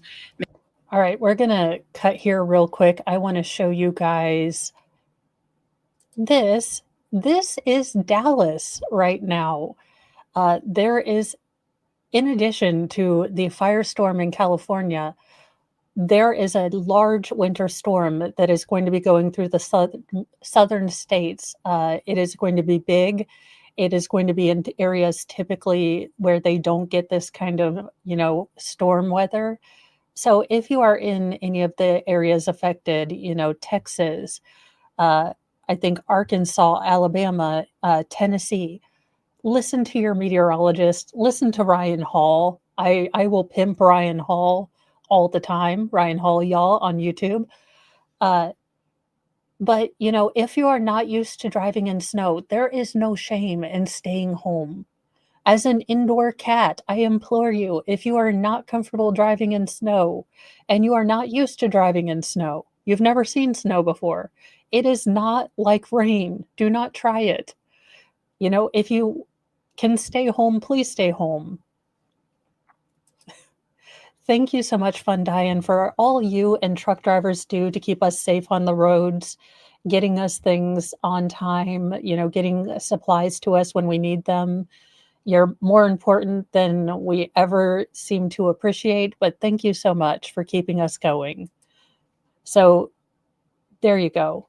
Now I will go back. I had to take a break from the self-congratulatory schlock that we were running through. But do keep in mind, if you are going to be in the affected areas, if you can stay home, stay home. Misfortune, calamity, damage reassessment applications, and disaster relief FAQ for property owners affected by the fires at assessor.lacounty.gov. All LAUSD schools and Santa. Hey, geniuses, most people don't have access to the internet right now because of, infrastructure being down and burnt. How are they going to get all of these forms? Jeff Montgomery, did Texas learn from its problem a few years ago, or will they have a repeat with power outages and widespread lack of resources? I am not sure. Goosebumps says, I'm in the South and I remember 77 and 85. Now, I'm not going to lie, check out Ryan Hall. He has really good information, and is the best, I think, at giving you kind of the information in short little 10-minute bits. Follow him. I am not a meteorologist. I am not a climatologist. I am not a disasterologist. But he has some really good tips most of the time and can give you some good advice of, what to do. I'm not the one. I will be totally honest in my ignorance of how to deal with an ice storm in the South. My thanks go out to, in addition to the first responders, all the linemen. I'd really like to take this time. I was in Indiana during the snowstorm that went through this earlier this week. And my deep appreciation and thanks for all the linemen and all the people out working to restore power, in ice and snow, in, cold and freezing, to get power back to people that didn't have it. I am just, amazed at the people that will step up as soon as these fires go out to start rebuilding. The linemen, the people that, will get infrastructure back going. Those are the heroes that I want to listen to, not these people. Monica Malibu Unified School District schools in the 3rd District are closed. With that, mental health supports are available through the county's Department of Mental Health. You can call 800-854-7771. Please use this resource. We know you are experiencing traumatic pain, and we want to do our best to help start healing. Thank you for the outpouring of support from across the county and across the country. Emergency Network LA is coordinating volunteers and support through enla.org. Our county is doing everything possible to respond to these fires until they are contained. And as Chair Barger referenced, today is a day of mourning. And in the words of former President Carter, our faith calls us to do all that we can, wherever we can, with all we can. And in this spirit, indeed in this moment calls us to do the same. Thank you. All right. Rant incoming. Sorry, you guys. Rant incoming. As the world's worst Christian, pretty much, there is something deeply upsetting when people use religion as a shield. Because in my world, when you screw up, Christian, Buddhist, Hindu, I don't care what you are, you take ownership. You put your big girl panties or your big boy panties on. Well, I guess you call them underoos. I don't know. And you take responsibility and you atone. There is not forgiveness without atonement. You can't get the lovely kumbaya, let's all work together until you acknowledge what you did wrong. This is a process. And you have done nothing. You can't get to the eternal forgiveness part of, kumbaya communityism until you take responsibility for the hurt and the harm caused by your lack. I mean, at what point do you take responsibility for not doing your job? We fire people from McDonald's for not doing their jobs. Teenagers at a hot dog stand have more responsibility and more accountability than these politicians have, and something needs to change. I'm politically homeless. I don't have a side. I have a side of common American people. And common American people want some answers, because if we did this at our jobs, we'd be fired. So we have a little bit of confusion how you can suck so gosh darn out loud at your freaking job. I'm a little confused. I'm a whole lot confused, because as I recall, you work for us and you're over here telling us not to question you because it's going to be, are we going full Keir Starmer? Are we going to be far right if we want questions from the government about why the hell this happened? The hurricane, no one expected it to go all the way up to North Carolina. That is an act of God. That's something that wasn't predictable.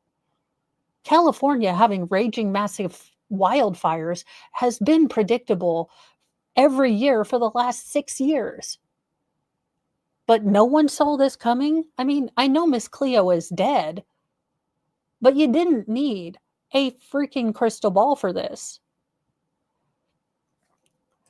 Fat Grandma, one thing all these speeches have in common is that they're all in English. How are they reaching out to the non-English speaking communities? That's a great point. I didn't even think about that. I don't know. I don't know. And it's a little disrespectful. I equate this to me being a parent, and maybe I'm right or wrong on this, and you guys can tell me in the chat. But I have apologized many a time to my children. I have fallen short of the mother I want to be. I have, yelled or lost my temper or, been short. But I have always thought it is my responsibility as a parent to show that when you fall short of what you want to be, of the person you think you should be, or your goals, that you apologize. I have been accountable to myself many a times. I don't understand how people go through life and just want to eschew accountability. But if I, as a parent, can sit up and tell my children I have fallen short and I become accountable to them, stay accountable, and you guys in chat, you do it too. You fall short, you're accountable. Why is it our politicians never get that accountability? I am so ready for an entire rehaul and just put normal people in charge. But this is a travesty for all the Los Angeles people who wanted answers. Next, I'd like to welcome LA County Fire Chief Anthony Maroney. So good morning. Thank you, Supervisor Horvath. Now we might get some I will be actual providing answers. an Eaton Fire update in addition to a Region 1 update. The Eaton Fire remains estimated to be 10,600 acres, and growth has been significantly stopped. And we have 0% containment. We have over 879 firefighting personnel assigned, and mutual aid resources continue to arrive to assist with this firefight. From this point forward, incident fatality information and reporting will be the responsibility of the Los Angeles County Sheriff's Department. We have several reported injuries and over 1,000 structures damaged and destroyed. The cause of the fire remains unknown, and it continues to be under active investigation. As I stated yesterday, as soon as a cause is determined, we will advise the media. The Lydia fire that started yesterday in Acton has been 40% contained, and forward progress has been Valiant stopped. Ferguson. It is limited Welcome. to 348 acres. The number of resources assigned to this fire siege event has increased significantly, and we have a much better posture than we did on Tuesday and Wednesday. Out-of-state resources continue to arrive in Los Angeles County and City, and we are appreciative to our fire partners from throughout the Western United States for providing assistance to Los Angeles County in our time of need. Regarding the current... This is what I love to see. I know I just ranted and, tried not to curse. I'm only 2 hours in, but I will probably get more cursy as we go along. I love, our government may suck out loud on Sunday, but fellow Americans, because I'm telling you guys what, you can make fun of me for my Midwest and my Sada Ranch, but doggone it, I can tell you, and I'm guessing, but I would put money if I were a betting person on there being churches and community centers and Boy Scout groups, Girl Scout groups, schools that will start gathering supplies for our fellow Americans. the resources that the American heart has for their fellow citizen is just heart lifting with all of this ridiculous showmanship here. Current red flag warning, the National Weather Service predicts the warning will remain in effect for Los Angeles County and the majority of that is a good reminder. You know, let's not forget that there are still people struggling, people living in tents, you know, that were affected by Helene. We have so many Americans we need to take care of right now, and we can do it. If we work together, our fellow citizens, we can do anything. Our government may, you know, be as useful as tits on a bull, but our fellow Americans, we're pretty solid. Ventura County through Friday. I would like to also acknowledge the presence of Dr. Lori Moore Merrill from the U.S. Fire Administration, who flew out with her team from Washington, D.C. last night to be with Fire Chief Crowley and I so they could witness firsthand the challenges and the devastation that have resulted. Lastly, I want to acknowledge the tireless efforts of my LA County Fire Department personnel, both on the front lines and those behind the scenes, who continuously place themselves in harm's way to protect residents and property in our great county of Los Angeles. Thank you for always being there, and continue to be safe as they take care of themselves, those around them, and the people we serve and protect. Thank you, and I'd now like to invite up Fire Chief Chris. And again, my heartfelt thanks for every single first responder. I can't imagine in Los Angeles, especially right now. You shouldn't be getting ads every 5 minutes. Let me check that. Sorry, you guys.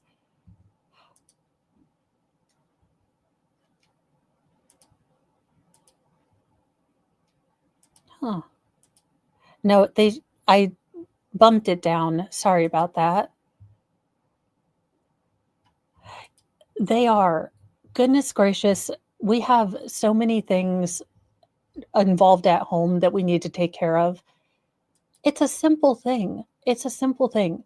I have, you know, I can't take care of someone else if my house is, unfortunately, this inappropriate, you know, pun at the moment, but if my house is on fire, I can't help someone else. If I don't have my oxygen mask on the airport or in the airplane, I can't help someone else. If our house is on fire here in America, figuratively speaking, and I know it's a bad pun, but it's what I can think of right now, then we need to take care of our own home. And that doesn't mean we don't care about other things or other people, but we can't help others when we have this going on at home. That it's a basic principle that I think every single one of us uses in our own life. If, you know, things are crazy at home, we can't help other people. Kristen Crowley of the Los Angeles Fire Department. I like that. Short, sweet, to the point. Thank you, Chief Maroney. So good morning. We continue to battle multiple major brush fires in the city of Los Angeles and across the Los Angeles region. Today, we expect winds to subside somewhat, which will allow fire crews to increase containment lines. However, and I want to be very clear here as well, we are still under red flag warning with extreme fire behavior possibilities. Before I give you an update on several fires in the city of Los Angeles, I have to take a moment, for all the right reasons, to thank the residents of Los Angeles and their surrounding areas for heeding our instructions. Today, I mean, look at this skyline. For all of the people in Los Angeles and affected, my heart goes out to you. The American people's heart goes out to you. Around the world, we're watching this just in and devastation. And way to go, tech person. Get an IT goatee. Today, it is absolutely imperative that as we move into day 3 of this firestorm, all members of our Los Angeles community maintain vigilance. I will now give you an update of our activities that occurred overnight. Palisades fire, as we know, started January 7th at 10:30 hours in the morning. Size at this point is 17,234 acres. We're in Unified Command, LAFD, CAL FIRE, LA. Did she say 70,200 acres or 17? I wish they had closed captions because I don't know American Sign Language. At this point is 17,234 acres. We're in Unified Command. Okay, so 17,200 acres, not 70,000. Sorry, I'm trying to write down notes. Thank you so much, Jeffrey.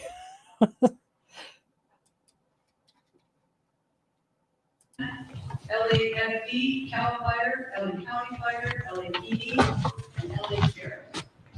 0% containment. 0% containment. Fire behavior continues to challenge firefighting efforts for the Palisades area. Wind gusts are up to 60 miles per hour and are expected to resume throughout the entire day. And the problem with these fires is as they get big enough, as they get kinetic enough, I don't know the science behind it, but they can start to affect the weather and basically become self-generating, creating favorable conditions for the fire to spread. So these firefighters are doing yeoman's work. They are out there sweating, blood, sweat, and tears to try to save this what they can. I mean, this is a force of nature. Firefighters and air resources will continue to work to protect the community and infrastructures and gain control so that we can contain this fire. Damage assessments are ongoing at the Palisades fire. However, preliminary reports estimate the damage or destroyed structures to be in the thousands. It is safe to say that the Palisades fire is one of the most destructive natural disasters in the history of Los Angeles. We will continue to provide additional information as it becomes available. I'll move on to the Hearst fire. January 7th start. The size, 855 acres. We're unified in command, LAFD, United States Fire Service, Angeles National Forest, and LAPD. 0% containment. Firefighters held the fire within a planned containment area and are successful, and we have established a perimeter. Crews were able to get a handle on a few of the flare-ups over the night. So I will say that this is speculation and scuttlebutt, but there have been videos going on TikTok showing homeless people starting fires. There is a lot of speculation as to how these fires started. And unfortunately, when you have extremely dry, forest detritus and dry, zero humidity, strong winds, it doesn't take much. Thank you so much, Jeffrey, for that. Tonight, we will continue to strengthen our containment lines and create a number of dozer lines to minimize the fire growth. Next, Woodley fire started on January 8th. The size, 30 acres. Containment, fully contained, and we are using fire patrols to monitor the area for any flare-ups. The fire has been declared as a knockdown, and there are no current threats. Next, the Sunset fire, which is in the Runyon Canyon area, started last night, January 8th. Size 42.8 acres.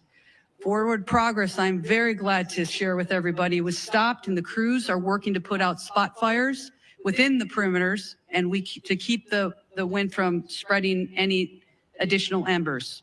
As of 7:30 this morning, all evacuation orders have been lifted. This fire was rapidly and aggressively attacked by using coordinated air and ground fire suppression efforts. Residents heeded our timely evacuation orders. More information to come on that. Next up, the sun-swept fire, which is in the Studio City area. As I talked about all the Don't wake me up. It's such a heartbreaking, complex situation. Yes, controlled burns make sense in a perfect scenario, but who's supposed to do the burns? The states, it's tens of thousands of acres. It is a complex problem, but we need, and I guess we need to have, if not a public inquiry, then some sort of investigation into how this went so wrong and going forward, how we can do this.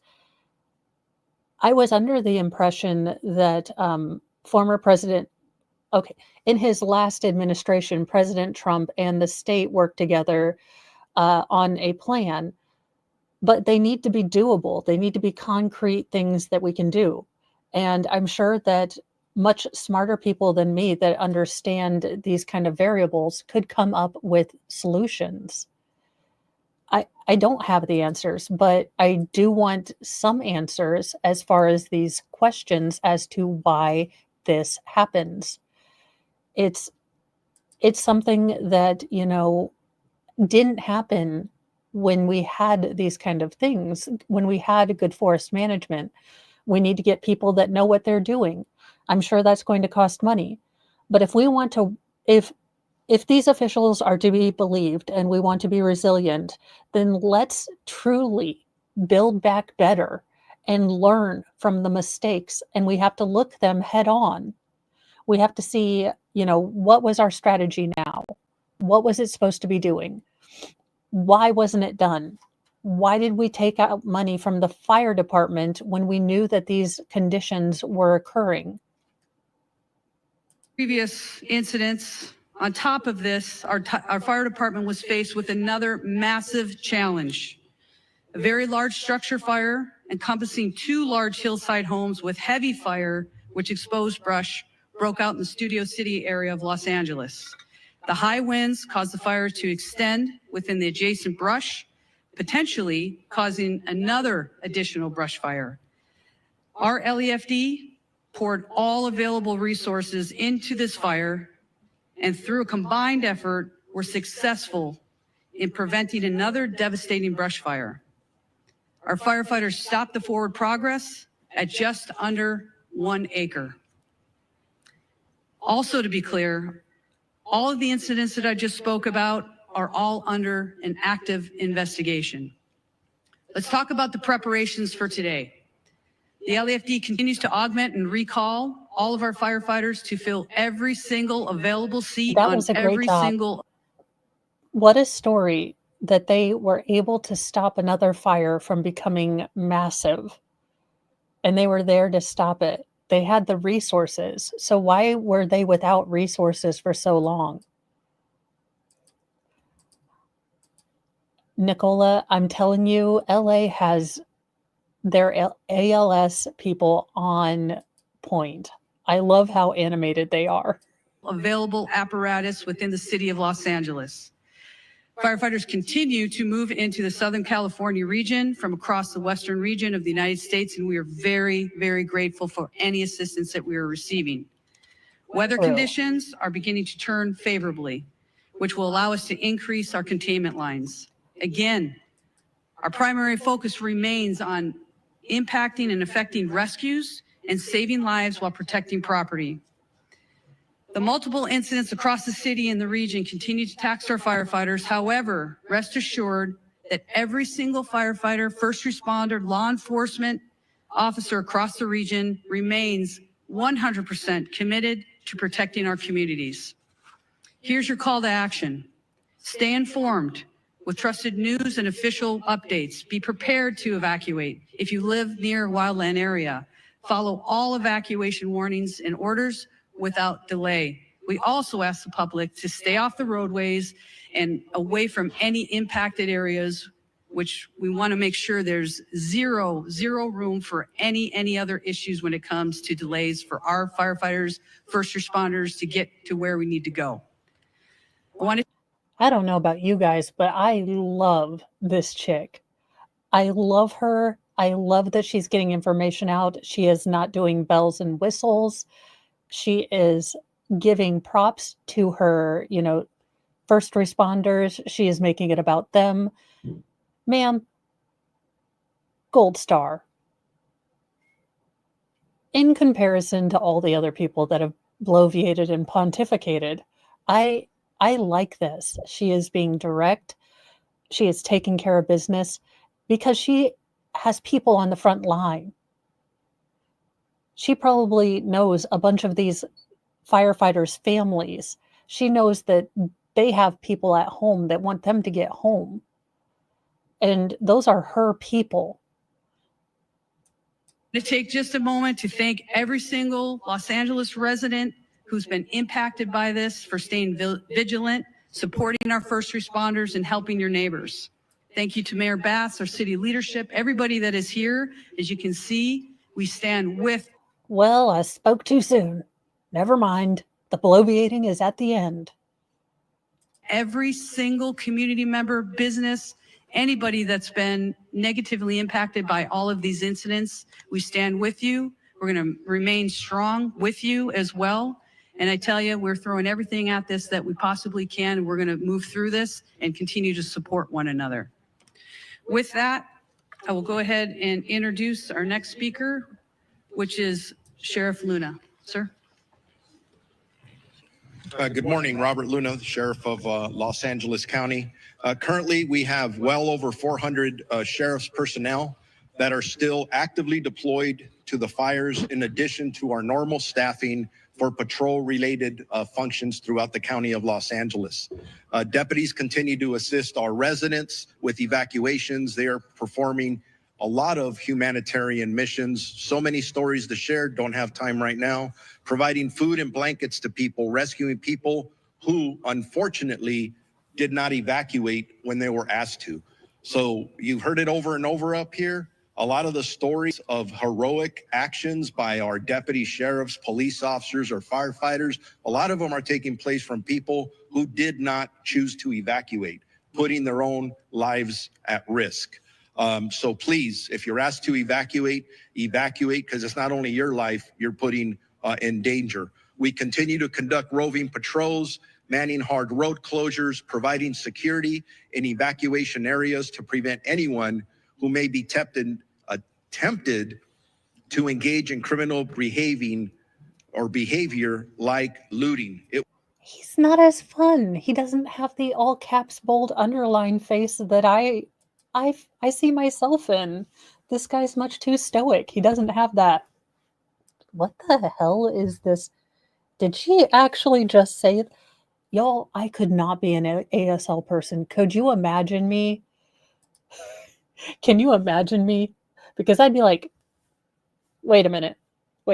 Did those words just come out of your mouth hole? Because I'm going to look like an idiot if I say them. I'd have to do like, these are the thoughts of stupid politicians, not me.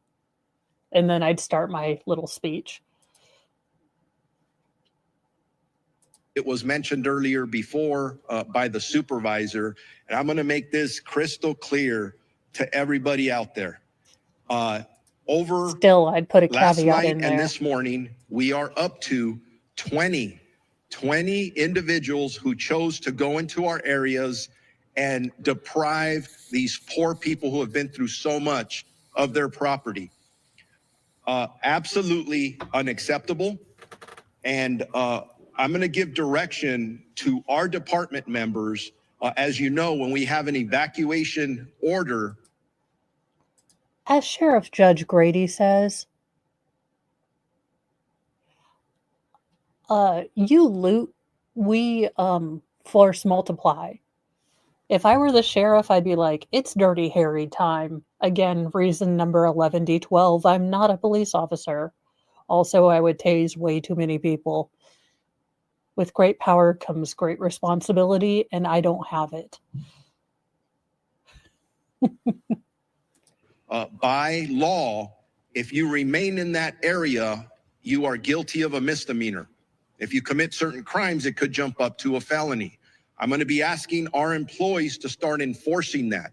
That is very different than a curfew. Why? Because it's 24/7. I don't have to wait for the sun to go down or the sun to come up. If you are in one of these areas and you do not belong there, you are going to be subject to arrest. I hope that is as clear as I can make it, because our first choice isn't to do enforcement. It's not to make arrests. It's to help people. But if people choose to commit crimes, they're going to be held accountable. And the DA, who is standing next to me, will clarify even that a little bit further. This continues to be. Your DA is going to start holding people that commit crimes? Interesting. They'll be out on bond by a signatory bond in 10 seconds. A fluid and evolving crisis, and the numbers that we release throughout this incident are going to fluctuate. So anything we say is subject to change. We're getting information from our boots on the ground. It's very chaotic out there because it's still so fluid. So forgive us if we give a number and then we have to modify those numbers.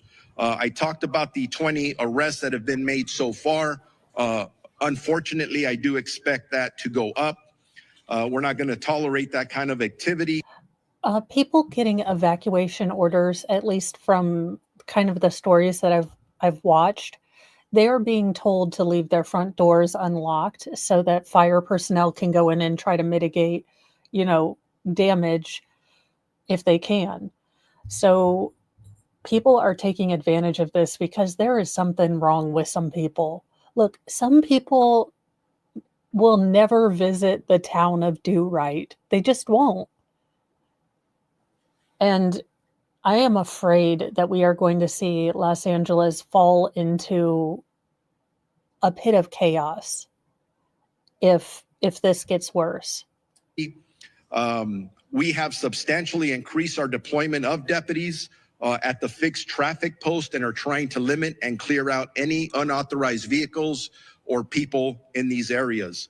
I do want to talk as we are summoning more resources. I have been in contact with the chief of the Office of Emergency Services for the state of California. Obviously, that's done at the direction of Governor Newsom.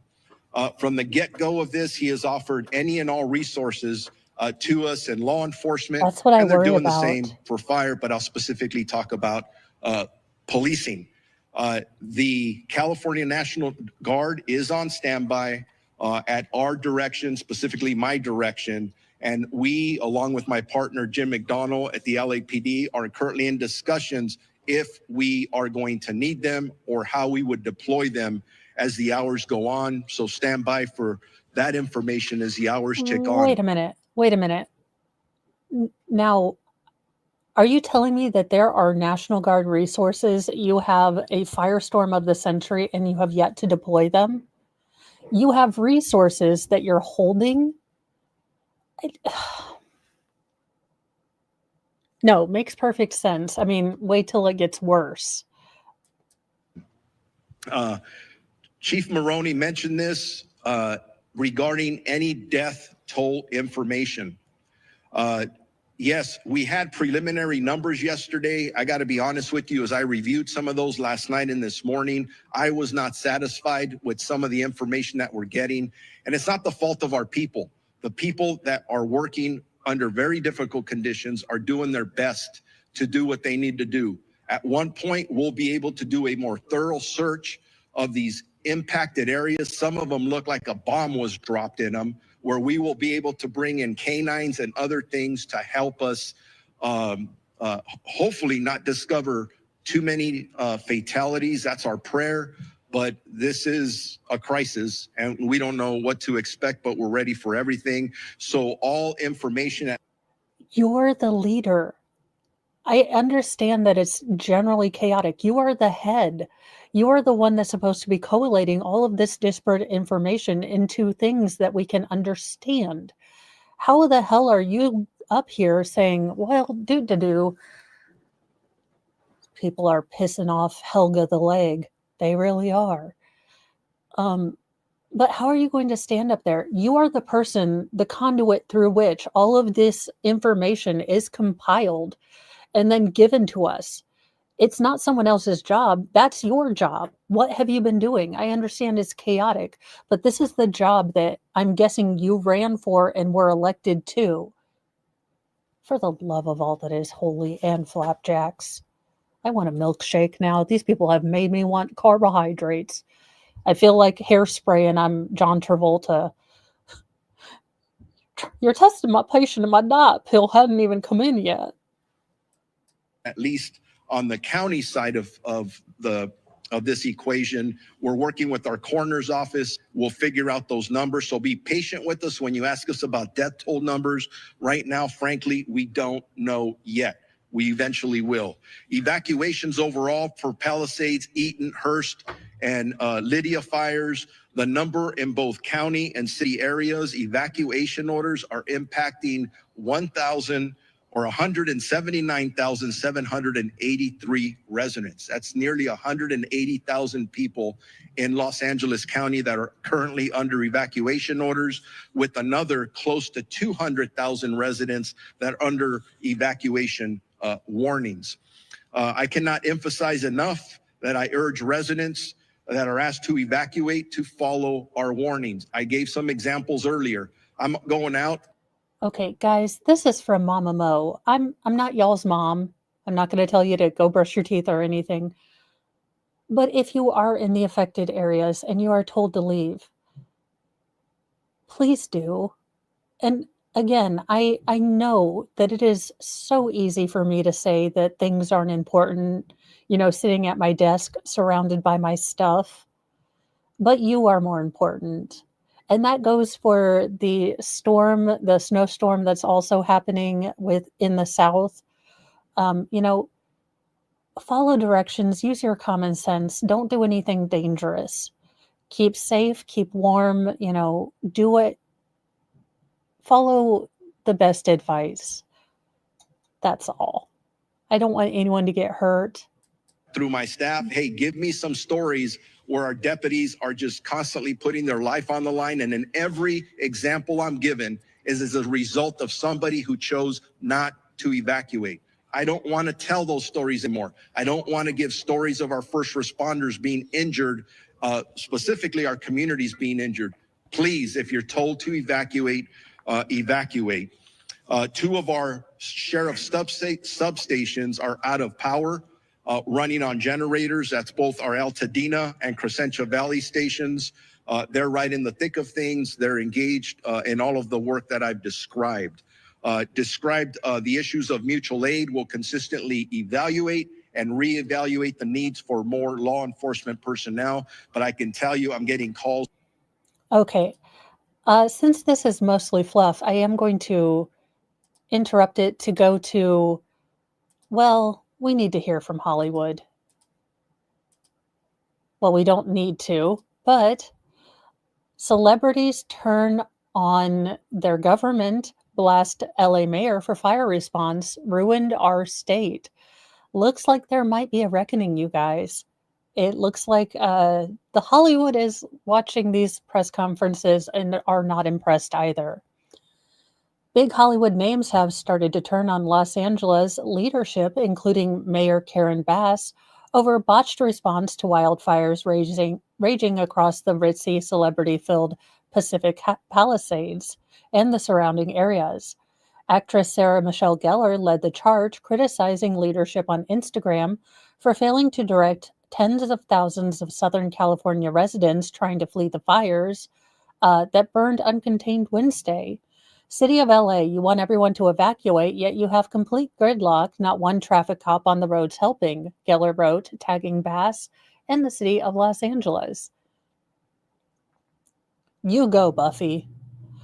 The Palisades fire has been raging in the celebrity-dotted neighborhood since Tuesday and has burned a horrifying 17,234 acres or 27 square miles over the past 36 hours. Actor James Woods, who lost his home in the Palisades fire, vented on X that wildfires weren't caused by quote-unquote climate change, but, quote, by liberal idiots like Gavin Newsom and Karen Bass, end quote. One doesn't understand the first thing about fire management, and the other one can't fill water reservoirs, he added. In a separate post, Woods wrote, I took this last night from our beautiful little home in the Palisades. Now all the fire alarms are going off at once remotely. It tests your soul, losing everything at once, I must say. Actress Sarah Foster took to X to lament how Los Angeles residents pay exorbitant taxes, but the state was completely unprepared to take on such massive wildfires. Quote, our fire hydrants were empty, our vegetation was overgrown, brush not cleared, our reservoirs were emptied by our governor because tribal leaders wanted to save fish, our fire department budget was cut by our mayor, but thank God drug addicts get their drug kits, she wrote. Wow, the knives are coming out, and it is human nature. There are luxury beliefs that we can all have, but when you test our home, the claws come out. Our dens, it goes back to, evolution. You don't protecting your home, your hearth, your, community comes first. And you can have all these luxury beliefs. You can, save the smell, things like that. But when it comes down to the brass tacks, you protect your family, your home, your den. It's human nature. Now, this is a politically active actress. I have no idea who it is. She is the daughter of music mogul David Foster, called on Bass and Governor Newsom to resign, writing, your far-left policies have ruined our state and also our party, end quote. Former Dancing with the Stars professional dancer Valentin Chermosky, look, I didn't watch Dancing with the Stars, also vented his frustration over the state's lack of preparedness, writing on social media Wednesday, fifth largest economy on the planet, firefighters didn't have enough water pressure to do their jobs, ? Exclamation point. Are you joking me? ? Exclamation point. Taxes we pay for third world infrastructure is unbelievable. While some celebrities pointed fingers as the wildfires roared on to Thursday, others who lost their homes or were forced to evacuate shared more heartbroken reactions. I'm not going to get into the heartbroken reactions, but I do think that we will be seeing more of a reckoning. Okay, let me go back to the other. And thank you guys so much for hanging out with me. As a news junkie, I would have been watching this, but it is so lovely that we have a chance to kind of watch this together and we'll be irritated with everyone in government together. Sheriffs and police chiefs, everybody wants to help. And that's awesome. That's part of our profession. Very proud to be part of it. The last thing I'll say is for any specific information regarding evacuation orders or warnings or any road closures, and there's a lot of them, please go to lacounty.gov/emergency. Thank you very much. And with that, I am going to introduce the Chief of the Los Angeles Police Department, Jim McDonald.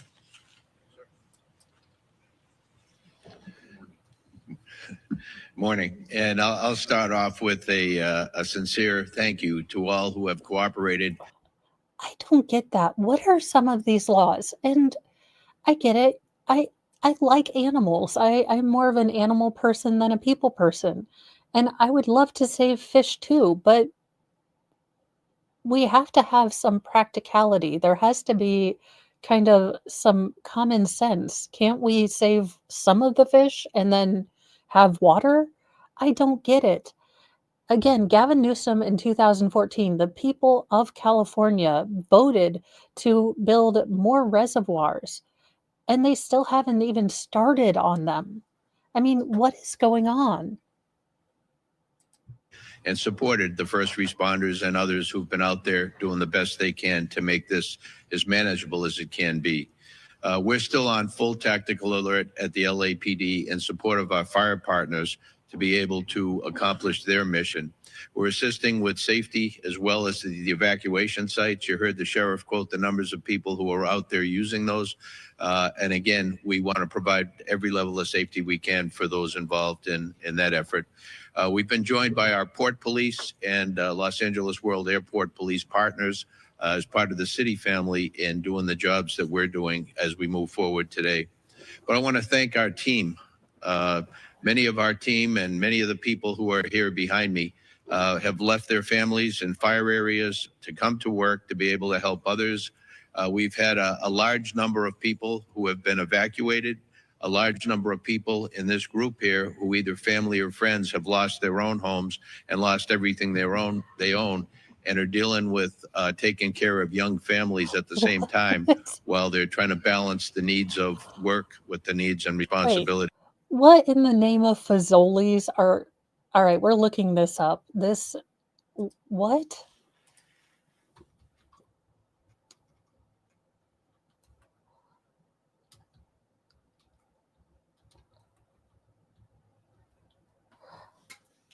All right, we're looking this up.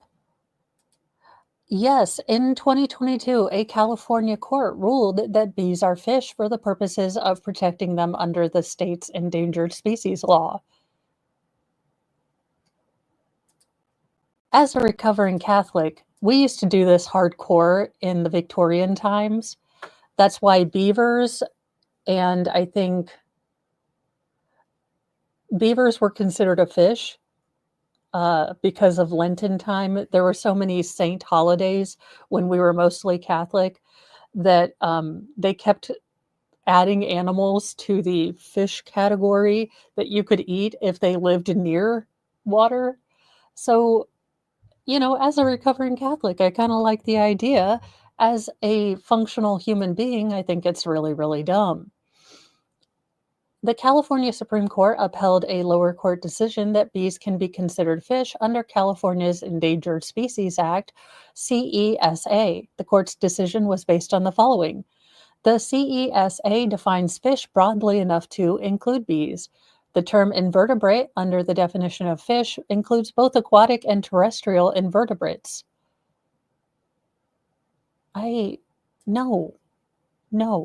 Although I really want a bee fish now.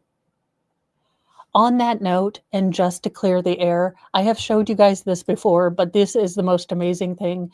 If you have a friend that has everything, might I introduce you to the greatest gift one could ever receive. These are called randomals, and they are the best thing ever, and now I want a bee fish. I want a bish, I guess you would call it. Who knows? But this is a shark horse. Yes, I will be Pokemon collecting them all. Let me go to... Where is my solo screen? Okay, so these are the best things ever. I'm not going to lie. My husband thinks I'm insane, but look at them. They're just awesome. This is the best thing I have ever seen in my life. Now, this is what I really want. And when I get to 5,000, I may get myself the girdle.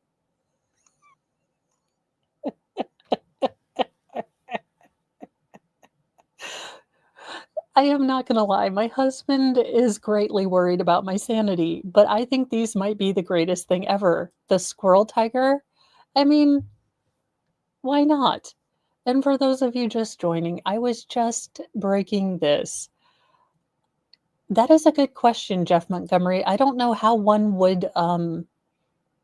deal with a hork, the shark horse. But there you go.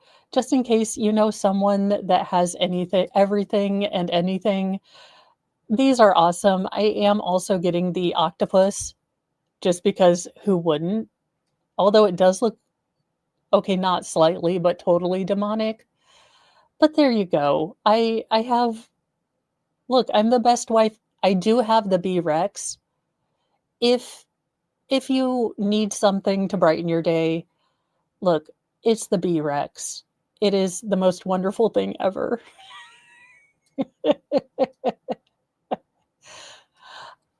These are all very good questions. We will have to dig deeper. As you can see, I'm also, I don't know if anyone else does this, but I do a lot of wish buying in my cart, but I never actually buy all the things in there. Mr. Mo is like, why are there 17 things in the cart? And I was like, well, as per our previous conversation in finances, tired insomnia Mo is allowed to put things in cart, but not buy them until awake and conscious Mo yay or nays them. We have come to a decision. Yeah, I've had to do that. Believe me, Mr. Mo is like, you can put them in the cart, you cannot buy anything. And I was like, check and check. And then I was like, subscribe every week. I was like, damn. Amazon got me. Of family. We truly are all in this together, and we have to look at it that way as we move forward.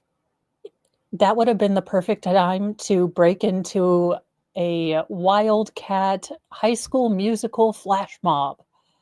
We're all in this together. Again, this kumbaya stuff can come after you guys figure out what the hell went wrong. I'm all for, community gathering and being happy, but we need to figure out what the hell went wrong. The advice I would give is consistent with what you've heard. The air is not healthy for people who are challenged from a respiratory standpoint. So if you don't have to come into an area that's so impacted, please don't. Traffic, we're trying to maintain ingress and egress to our emergency areas for first responders in particular. We had, as you heard, people coming in still from other states to be able to help in the fire suppression effort, and we need them to be able to get in and be able to do what they need to do as easily as possible. The evacuations, they will probably still continue as the winds pick up. So we want to be able to do that as effectively as we can. Again, I said thank you for the cooperation, but I asked for additional cooperation should the need arise as we move forward. This is anything but predictable. We're thankful for the wind conditions we have now and the ability for our fire partners to try and make up for lost time. Jeff, you are to on be able to top of put it. containment around several of our burn areas and to be able to move forward on that. But again, I just want to say that you've heard from, and you'll hear in a minute from the DA, but from the sheriff about our crime suppression efforts. For those who want to take advantage of others, we're there. We're going to be there, and we're going to be working to hold you accountable for what you're doing in that regard. But as this runs its course, fatigue will certainly become a significant factor for those who are both directly involved in the operation as well as members of our community.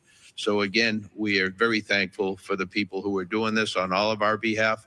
But we need to stick together. We need to support each other. And this is a thing where morale is a big deal for both the community and all of our folks. So take care of each other out there, and let's do the best we can. Thank you. I agree. Now, I mentioned like he's from our DA Hawken. He sounds like he's either from New Hampshire, because my dad's from New Hampshire. So if he says I dear, I'll be able to figure it out. And it's now my pleasure to introduce the newly elected District Attorney of Los Angeles County, Nathan Hochman.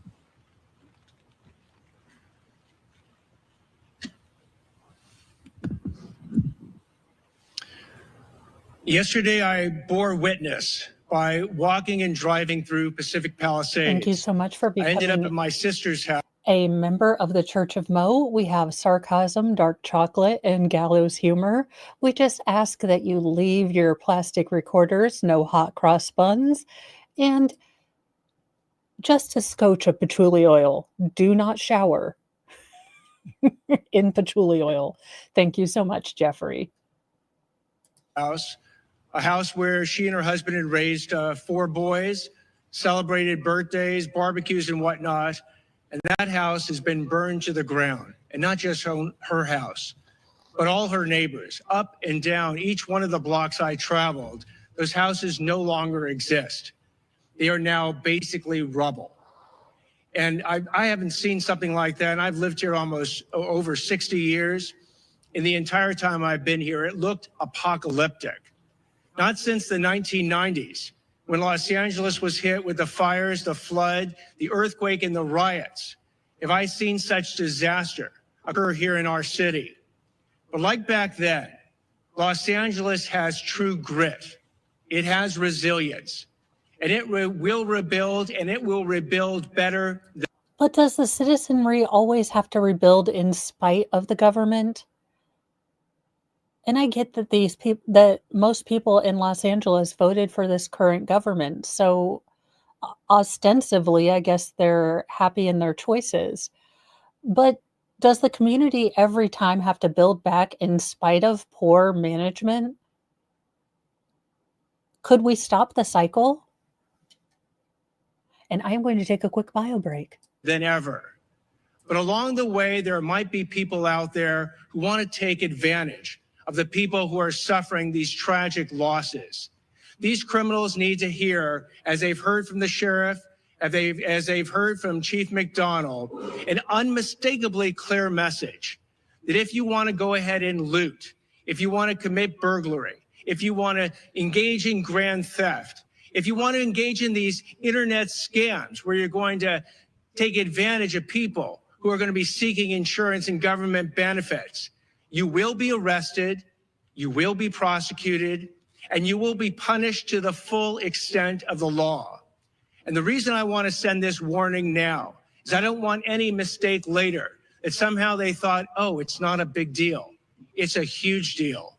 These acts are despicable, and we will prosecute them with maximal punishment. So I want to make sure that message is received loud and clear, because the first responders in this situation have been simply heroic. As I was in Pacific Palisades, I not only saw fire departments from LA County and LA City, I saw Rialto, Poway, Redding, fire engines from across this entire state that have come to our rescue. And thank you. I will say I am shocked that the National Guard has not been activated in any capacity. I'm sure military MPs could help with, crowd control or traffic, helping guide people who are being evacuated to safe routes. It does seem like, Lexi, no. I do think that there needs to be oversight at the federal level if California is unable to do this. And plant fan, there's red tape with the National Guard. Okay, that's very good. Like I said, I don't know everything. I'm not from California.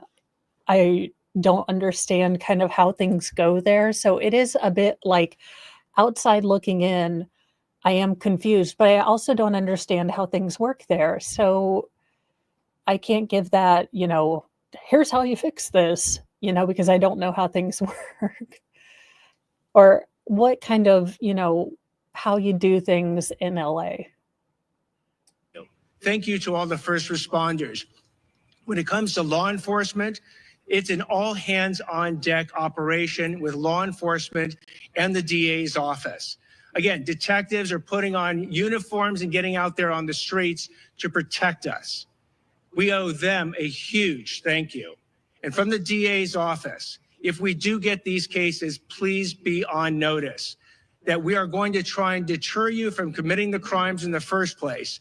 But if you do commit these crimes, do not expect anything else than maximal punishment. I'll now introduce LA County Public Works Director. I do hope, for the sake of LA, that this new DA is going to be responsive to this, is going to follow through and not give people a slap on the wrist. I know that he is a new DA and we haven't seen him in action. We can only trust that he'll do what he said he was going to do. This does seem like a stronger stance than I've seen in many years with Gascon. So I'm cautiously optimistic that we might be seeing a return to law and order of a sort. Director Mark Priscilla.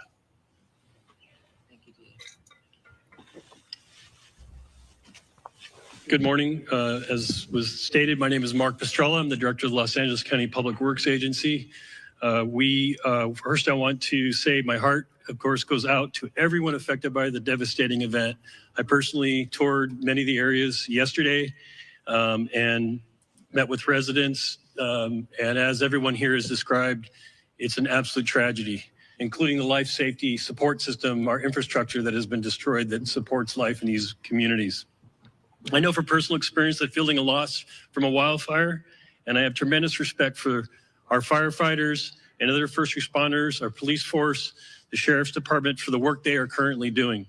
In fact, our current mission, which has been going 24/7 for 3 days now, is to support our fire department and our sheriff's department and the local PDs in their efforts to save lives. That is our number one mission right now and what we are currently continuing to do, unfortunately, as this event is still active. We are also focusing on the inevitable recovery and repopulation of the areas that we will build back and build back strong. The current focus is on utility restoration. And I know many people are already asking about that. Your sewer, water, your power system and the transportation system have all been significantly damaged. The heat of this system, the wind that blew also knocked down thousands of trees into the roadway. So what we have is a tremendous amount of debris throughout the communities that have had experienced this fire. This debris has been moved enough. It really is a perfect storm. You have people displaced. You have inability to move supplies around. You have, again, back to the first problem, you have an entire population, up to 300,000 people that could potentially, between being evacuated or under the threat of evacuation, it is staggering the amount of logistical help and things that they will need to deal with this catastrophe. And that's just so incredibly sad. Just so incredibly sad. People are losing, not to get all schmaltzy, but if they're losing the memories that they've had for years. You know, yes, houses are just walls and wood and sheetrock, but they're also the place you bring your newborn baby home to, where you mark how old people are, you know, and how tall they've grown every year. These are memories, you know, people have family members that they'll never see again, that maybe they have that memory of the last time, you know, Aunt Flo was, okay, Aunt Flo might be the bad, you know, Uncle Jerry was here, things like that. These are memories that are never coming back. The infrastructure, I mean, sewers are going to be damaged. I implore the government of California to release the funds in the infrastructure bill and start working on this infrastructure as soon as possible. People are, if the sewers are damaged, you have perfect conditions for outbreaks of communicable diseases like cholera, dysentery. You already have a significant homeless population. There is going to be debris, contamination. This is a disaster, and I hope they are taking it seriously. To let our firefighters and our sheriff and PD into the area to do their work, but it's going to need to be processed and moved safely out of the area. And we are working on a coordinated effort across LA County to do debris removal, the debris removal that it will be necessary to restore the community back to its former way of life. The debris can be hazardous. The debris that is on the private property is considered hazardous and may be toxic. And so I want to warn everybody now that is either there who's remained behind or who is visiting the areas, as was mentioned earlier, it is not safe. It is not safe to touch the debris. It is not safe to remove the debris yourselves. There is a process for that, and we will be mobilizing with the city of Los Angeles to provide a health review of every property and make sure that when we move that debris, that it's done in a way that's safe and safe for you and for the other residents who remain behind in the area. We are also working on water supply system. The water supply system currently is still supplying fire suppression. Last night, we got to see the wonderful use of our reservoirs, the city's reservoirs and our reservoirs, to take water from the reservoirs and actually use firefighting event aerial attacks to the system. You saw. And that wasn't done previously because reasons. This is maddening. I am going to put a poll in the chat if you want, because we are now back to live coverage, if you'd like to look at live coverage, or we continue with this ridiculousness, because honest to goodness, these people are annoying the ever-living snot out of me, saying a bunch of words, saying nothing. I believe this woman's face is how we all feel. What a difference that made in the firefight last night. And those reservoirs are full and continue to be ready and at the disposal of our firefighting friends. The municipal water system continues to suffer poor water quality, the introduction of ash and debris into our reservoirs and into our filtration systems. So there are specific areas that we are asking for water to be boiled. I would just say with all caution, anyone who's remained behind, if there is any residence in your area that is burned to the ground and you are still there, you should just go ahead and boil water. We will be actively coming to communities in the next day, within this day or next day, delivering water, delivering domestic water to people who remain in the fire zone area. LA County will be coordinating that effort, not only for the District 29, but also we'll be working with the City of LA to deliver water to residents who've remained behind or who again have partial damage and are maybe staying in their homes. I want to again just mention that a firefight with multiple fire hydrants drawing water from municipal water systems for several hours is just not sustainable. That's why the air support is so important. Our residents in the Sunset Mesa, Topanga Beach area, Coastline Drive on the south to Shore Heights Drive on the north are up in the area. This is a partial damaged area or a threatened area. The Topanga Canyon Road, the Carbon Canyon Road Mesa as well is another area that's threatened. So all of what I just talked about applies to you residents who are there. To the info. Now, what can we do? What can the public? So as I have ADHD and tend to notice random things, this man is incredibly nervous up here. His hands are shaking. He's doing a good job getting the message out. I really like the boots on the ground people. You can tell, for the most part, the fire department chiefs and the people that actually have boots on the ground, the people that know people that are out there doing the work right now, you can tell they're much more serious than these politician-y people. I wish we would just get these people out. Good luck freaking out your trainee. Good Lord. Be safe, be careful, and you're a good teacher. I'm sure he's going to do great. Do what you should be doing as we sort of still active fire. I will reiterate that it's extremely important to listen to the sheriff and to PD when you are asked to evacuate immediately. Do not hesitate. Do not wait. Your life is not worth it. The systems that you're leaving behind, they are going to be impacted and they cannot be restarted easily. So I know a lot of people are talking about, starting up. If you're thinking about creating your own water and sewer and power system at your home, I want you to be very careful about that. That is not something that a licensed contractor should be doing or our utility folks. Please don't do that. As I said yesterday, if you're leaving your home, I want to make sure that you lock that home. Wait a minute. You are encouraging people to not be self-sufficient? I'm not from California. Is there a law against having your own septic person or system and living off the grid? I can understand the inclination to not trust in government resources when they have been shown to be so lacking, but he's actively encouraging people not to be self-sufficient. I guess if you can't even collect rainwater, that makes sense. This is news to me because living in rural, Indiana, half the people have their own propane, they have solar panels, they have their own septic systems. So I guess this is a bit of a culture shock for me because I didn't realize those were illegal. That is, like I said, I guess I'm a little gobsmacked because that's kind of ubiquitous around here. That's something that I wouldn't even think to be I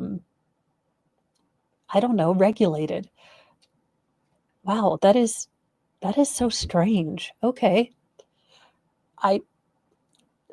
It is rare that I'm shocked, and it is odd that I'm shocked that people can't have septic systems. My brain is about broken. The things that break Mo. Californians not being allowed to have septic systems. Oh, okay. I think he's telling them not to go in and try to set up anything that could be dangerous if it's not set up by someone who knows what they're doing as generators. Okay, that makes most. Okay. Yeah, some of them do. I guess, like I said, I'm not from LA, so I don't know all of the regulations, but that is a new one. That you close that home up tight and that you leave access for firefighters by not closing gates or creating a situation where they can't get to your home to fight off fire. The road system is impacted heavily throughout LA County, including city and county areas. There are multiple, in fact, hundreds of stop signals that are currently flashing red. I want to remind everybody that you treat that as a stop sign and you stop for that flashing. And if you come to a barricade, you need to turn around because those streets are closed for the purpose of recovery. Oh, hell, they're reverting back to four-way stops. Well, there goes LA. I know here in Indiana, if we've got a flashing red light, people have lost their damn minds and can't remember who's supposed to go. Then you got one jackass trying to pull the other one, and then they both go. Godspeed, LA. And not for looky-loos. Please do not argue with the sheriffs that are there or the PD. The road, if the road is closed, there's a good reason for it. It's because it's not safe for you to be in that area. Under And that active safety investigation, includes the but they're debris that I not was sure. talking about. Trees down, potholes, road systems destroyed. There could be breaks in the roadway that could cause major damage to your vehicle. So I'm asking that you comply with all road closures until further notice. We are... Then do we have... Sorry, people are making me nuts. Do we have a way that we are supposed to get people out? You have...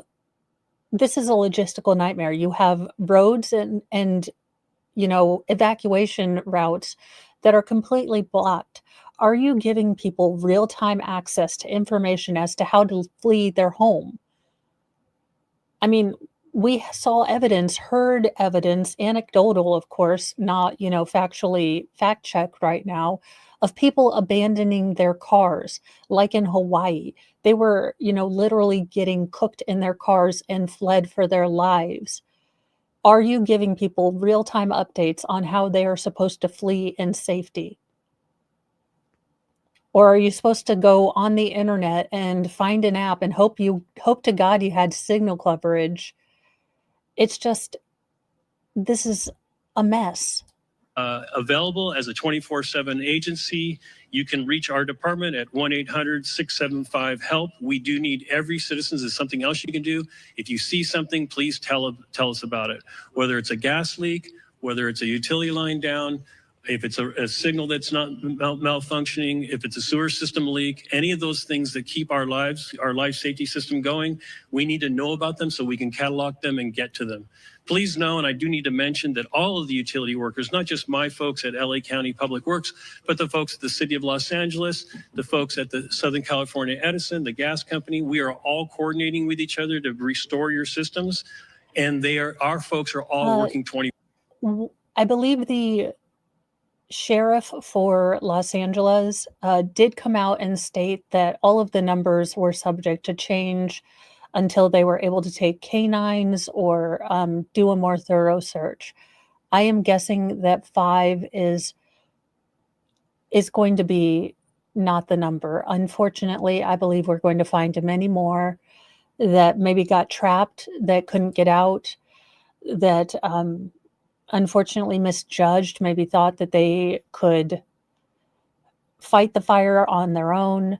So I do believe that the numbers are going to be incredibly fluid, and I think that we are just at the tip of the iceberg as far as the numbers are concerned, considering that so many of these fires are at 0% containment. And if the worst happens, if they connect, this is such a still an active situation, and it's heartbreaking. 24/7. There are many heroic stories like the sheriff and fire have of our utility folks out in the middle of the night, 24/7, getting those systems back up into place. And I want to thank all of the utility workers who are out there doing their job, who are not going home to family at night. They are actually working 24/7 as well. With that, I want to introduce the CEO and Chief Engineer of the Department of Water Power, Janice Quinones.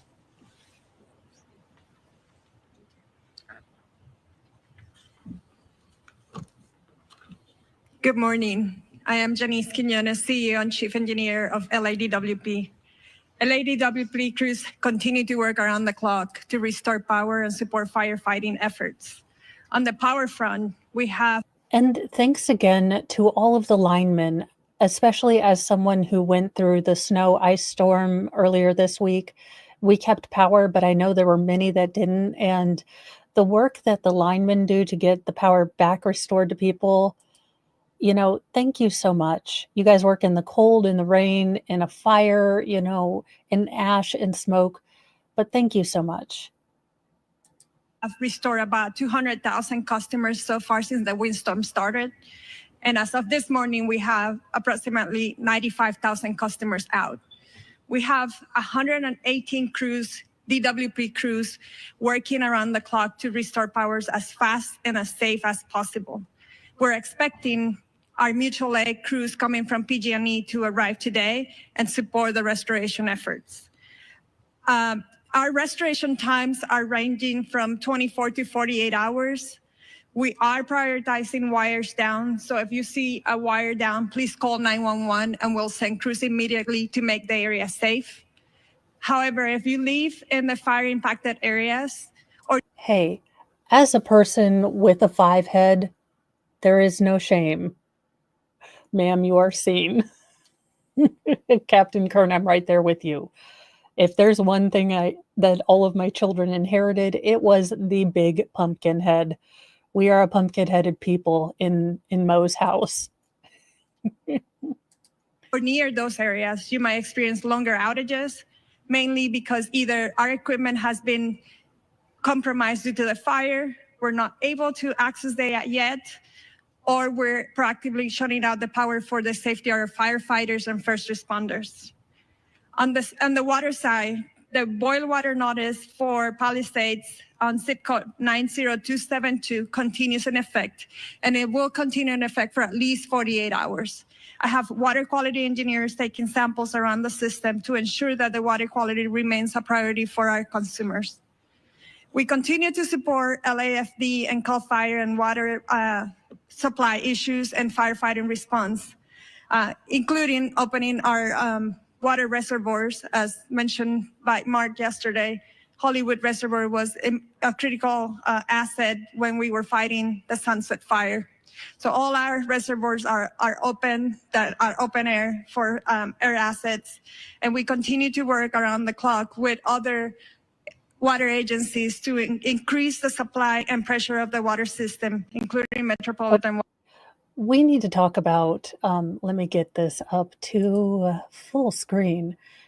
I would just like to take a moment to congratulate the fire chief in the middle of your screen for having the gold medal resting bee face. I think I have a resting bee face. This woman is a gold medalist. As a fellow resting bee face, I feel seen. Yeah, no power.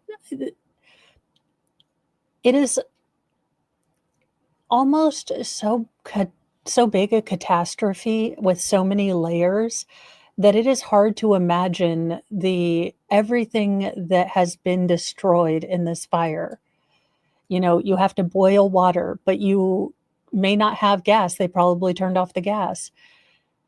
So I'm going to tell you this. I will fully admit, like hand to God, that I went down the homesteading rabbit hole when the coup happened. I am, in fact, the only non-Amish person that has a treadle sewing machine. And I mean a modern, made for today time treadle machine. So yes, I went deep down into the rabbit hole. That being said, you don't have to be a crazy prepper. Things like this happen. I have, food supplies and different things, different medications. I pick up spares of things because there are times when it snows or when it ices or when I have a flare and I can't go out. Being prepared doesn't make you a crazy prepper. It just makes you responsible. Now, don't y'all go out and buy a bunch of daggone toilet paper. And it doesn't have to be a giant drain on your budget. You can just pick up a couple of cans of things, here and there. It has helped me a lot. I am telling you, with the inability to sometimes get out of my house due to a flare, it's been so great to kind of taken this on as sort of a philosophy and have a little extra, something in the back just to be prepared. I do have toilet paper. Having a go bag if you are in an area that you have to evacuate a lot. I mean, there are plenty of channels that are so much better at giving you really good practical advice. I am not a good prepper, if I'm honest, but there are some really good channels. I'll have to link some when I remember them because I've kind of gone out of that phase. I am in the entire chronological, timeline of Dune lore for some reason. Don't ask me. Look, I had a talk with my brain and I was like, we have not even read Dune. Why are we focusing hyperly on the extensive lore of Dune? And my brain was like, I don't know, but the guy's voice soothes me. And Rachel, I'm prepared because I live in snow country and I also have flares. It just means a few extra things in the pantry and gas for the generator. Yeah, it doesn't have to be a crazy thing, but if we could all take some self, accountability and just try to do that, what a interesting shift it would be. Captain Kern, you are my hero. You have 30 days of food. Awesome. It is. And I think it is a big divide between rural and city life. As someone who lives kind of 10 minutes away from the local Walmart, but if I need to get anything else, it is a 30-minute drive on some very hilly roads that would be impassable on snow times. It just becomes a way of life to have extra. We have a wood fireplace because power is iffy, but we have plenty of snow. There's so much that we could do independently, if we took time and prepped just a little. An ounce of preparation is better than a pound of, bullshit, which is what we've been getting this morning.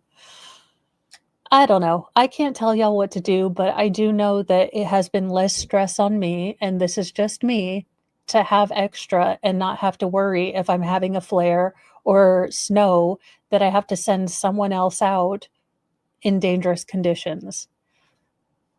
That's just me. Water District. I want to end this by thanking DWP crews and personnel for their commitment and efforts to support the restoration of LA. Thank you.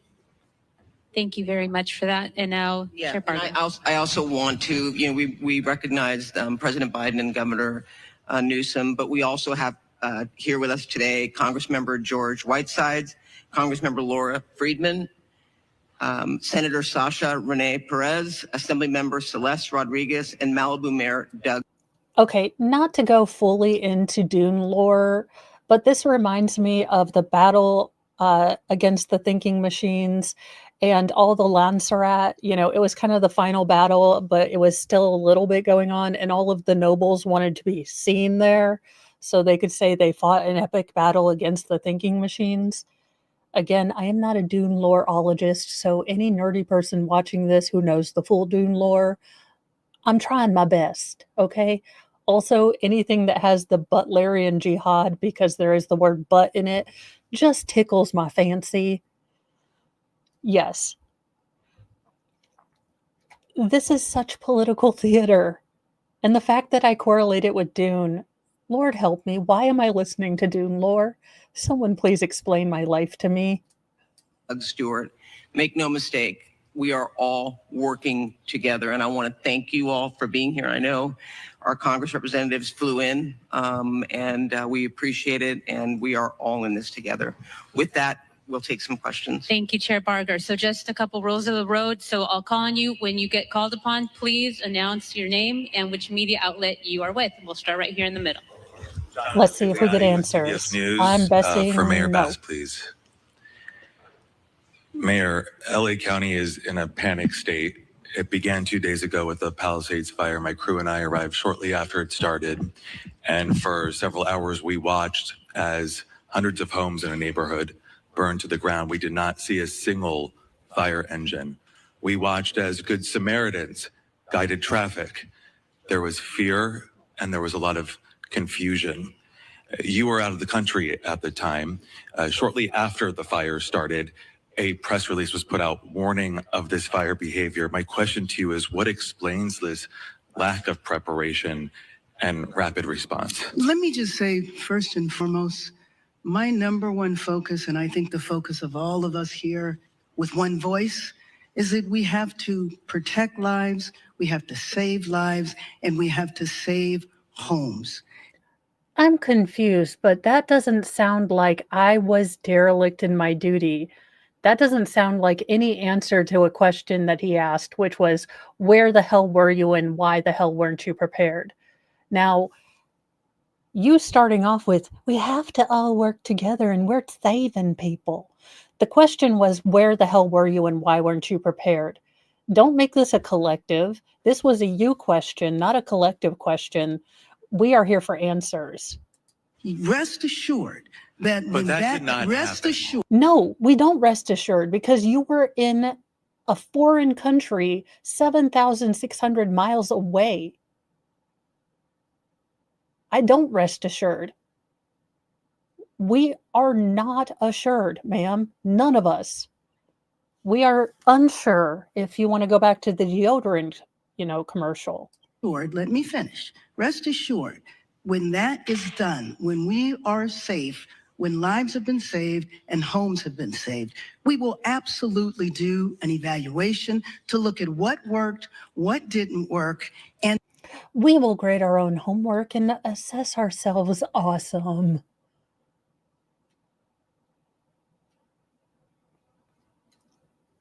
I have no words. This woman, if you want to see the banality of evil, if you want to see the face of incompetence that has turned evil, she is shirking responsibility. She is going to a collective and she is not going to answer.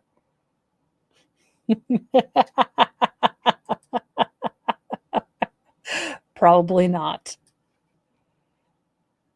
And to correct or to hold accountable any body, department, individual, etc. But my focus right now is on the lives and on the homes. Do you think your leadership was effective while responding to this disaster? I just said what I believe is the most important thing for us to do right now, and that is going to continue to be my focus. Thank you. Thank you. Thank you. Let's go to the middle with the laptop. Before we go on, I want to introduce, because this is an important announcement we made, the U.S. Forest Service Fire Chief Robert Garcia has an announcement regarding a decision being made on the National Forest. Thank you, Supervisor, and I'll be brief. I just wanted to share that in the overnight hours last night, the U.S. Forest Service, in an effort to reduce calls for service and reduce potential risk for wildfire, we've made a decision until further notice that the Angeles National Forest is closed. And so we'll get some additional information out, press release, that kind of information on the details of that closure, but it's similar to the types of orders that the county and the city have instituted regarding curfews and access and that type of thing. So the Angeles National Forest will be closed till further notice, likely till we get through. Fair point, Lady Tammy. I have to agree with her on this, though. This is not the right time for blame. Now is the time for fight. After the fight investigation is over, or fight is over, the investigations. I agree with you, and I can see that perspective. But what I can tell you is that smugly lecturing us about, now is not the time. It sits really bad. It catches right about here. When you try to swallow your words and you just say bless her heart. But that smugly arrogant, intellectual, know-it-all, looking down her nose at the people that are asking questions. Dare you peasants ask questions of me? That attitude is absolutely insufferable and burns my biscuits. That's what people have a problem with. Had she worded it in a less smug way, had she said, I am willing to take responsibility if and when it comes down to, an investigation on my leadership. But right now, let's focus on the fight. Had she said that, I would agree with your point. But she smugly lectured us that now is not the time. And I think I speak for most Americans, most citizens of the world. We are fucking tired of being lectured by smugly assholes who have failed us time and time again, but want to reassure us of their power. So maybe I'm judging her a little unfairly.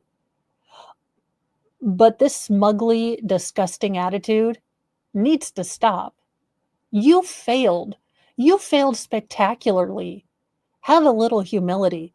You better, come to your citizens, the people you failed, with just a scrap of humility, would you? Don't be fucking Kathleen Kennedy, ruin Star Wars, and then say, oh, my bad. Have some humility. People, the American people, oddly enough, as much as we like to build heroes and then break them down, we love a redemption story. If this mayor had come up and said, I fucked up big time, and I own that, but I'm here fighting, and God dang it, you know what? After the fight, if I have to resign, if I have to go away in disgrace, so be it. But let's fight this first. Had she come out with that attitude, I'd say yes. Hell yes. But she came out with a smugly, attitude of superiority and moral high horse, and God dang it, I'm a little tired of it. In fact, we need to bring someone into this conversation. Moral high horses have been brought into the conversation. Allow me to introduce you new people to Petty Ann, our mini moral hornicorn of moral superiority. She is, in fact, the greatest. We do not have a moral high horse. We have a moral mini hornicorn, as my son would call them. He used to call unicorns hornicorns, and I think that's awesome, so I've stolen it. But let's have Petty Ann come join this. The amount of arrogance, it's just beyond despicable and grotesque. You failed so much that people died, and yet you cannot have an ounce of humility. You need to look in the mirror, ma'am, and take some responsibility. Through this current fire weather event. Thank you for that. We'll go in the middle. Name and media outlet, please. Hi, Thomas Fuller from the New York Times.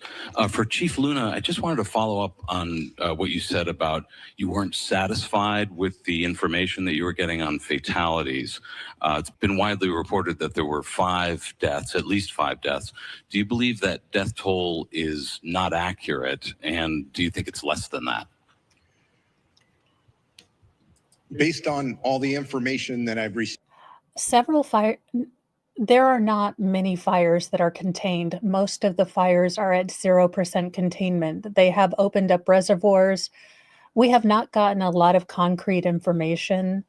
What we have got is a lot of political kabuki theater and back patting for the job well done. It is, it has been rage-filled. Well, yeah, we can have differences of opinion. Good Lord. We can be kind, we can point out stuff. Ugh, these people are just gross. Received in the last probably 8 hours. I want to be more confident in the specific information that I'm getting. So what we're doing now is going back through everything because you got to understand the urgency, the chaotic nature of what we're dealing with, and we're still in the middle of that. So I want to make. You are the head of that. This is how management works. You're the head. All of the information goes to you. You correlate it and then give it to us. This should not be a big problem. How is, good Lord. Okay. And I get that until they can do a search with cadaver dogs and things like that, you should say that, but don't say things are chaotic. Again, if you are a leader, things may be chaotic. You are supposed to look like you have control. You fake it, baby, because everyone looks to you. And this ASL guy is the rest of us looking. If someone could clip his face and make a meme, the government's in charge. My face. Because I swear to goodness. Make sure that as we go forward, at least for the sheriff's department, we're actually having our homicide unit involved because they don't only do murder investigations, they do death investigations, that I'm going to change the system and verify each number. Because I don't care if it's just one, that's somebody's family. That's somebody we love and care for. So I want to make sure that's solid before we start presenting that information. Unfortunately, based on the preliminary information I've seen, at least in the two large fires that we're dealing with on each side of the county, unfortunately, I think the death toll will rise. I hope I'm wrong, but I think it's going to rise. Thank you for that. Let's go right over here in the front. Yeah, Josh Haskell, ABC 7 Eyewitness News. Mayor Bass, I've been on the fire lines the last 2 days. I've never seen firefighters this desperate. At fire hydrants, water not coming out, the pressure so low, the number one tool that they use to fight these fires, not there. How frustrated are you about that? And also, I'm getting texts. Jedi Jess, go ahead and rage on. From what I've heard, they failed to prepare. Failed to prepare means they are prepared to fail. Thank you so much. And I am getting my tags in Saturday. They were supposed to be next day delivery, but I understand, well, the entire country is either freezing or burning, so I get it. Amazon, you're okay making me wait for Saturday. Ma'am, please try not to be a smugly cow when you answer this.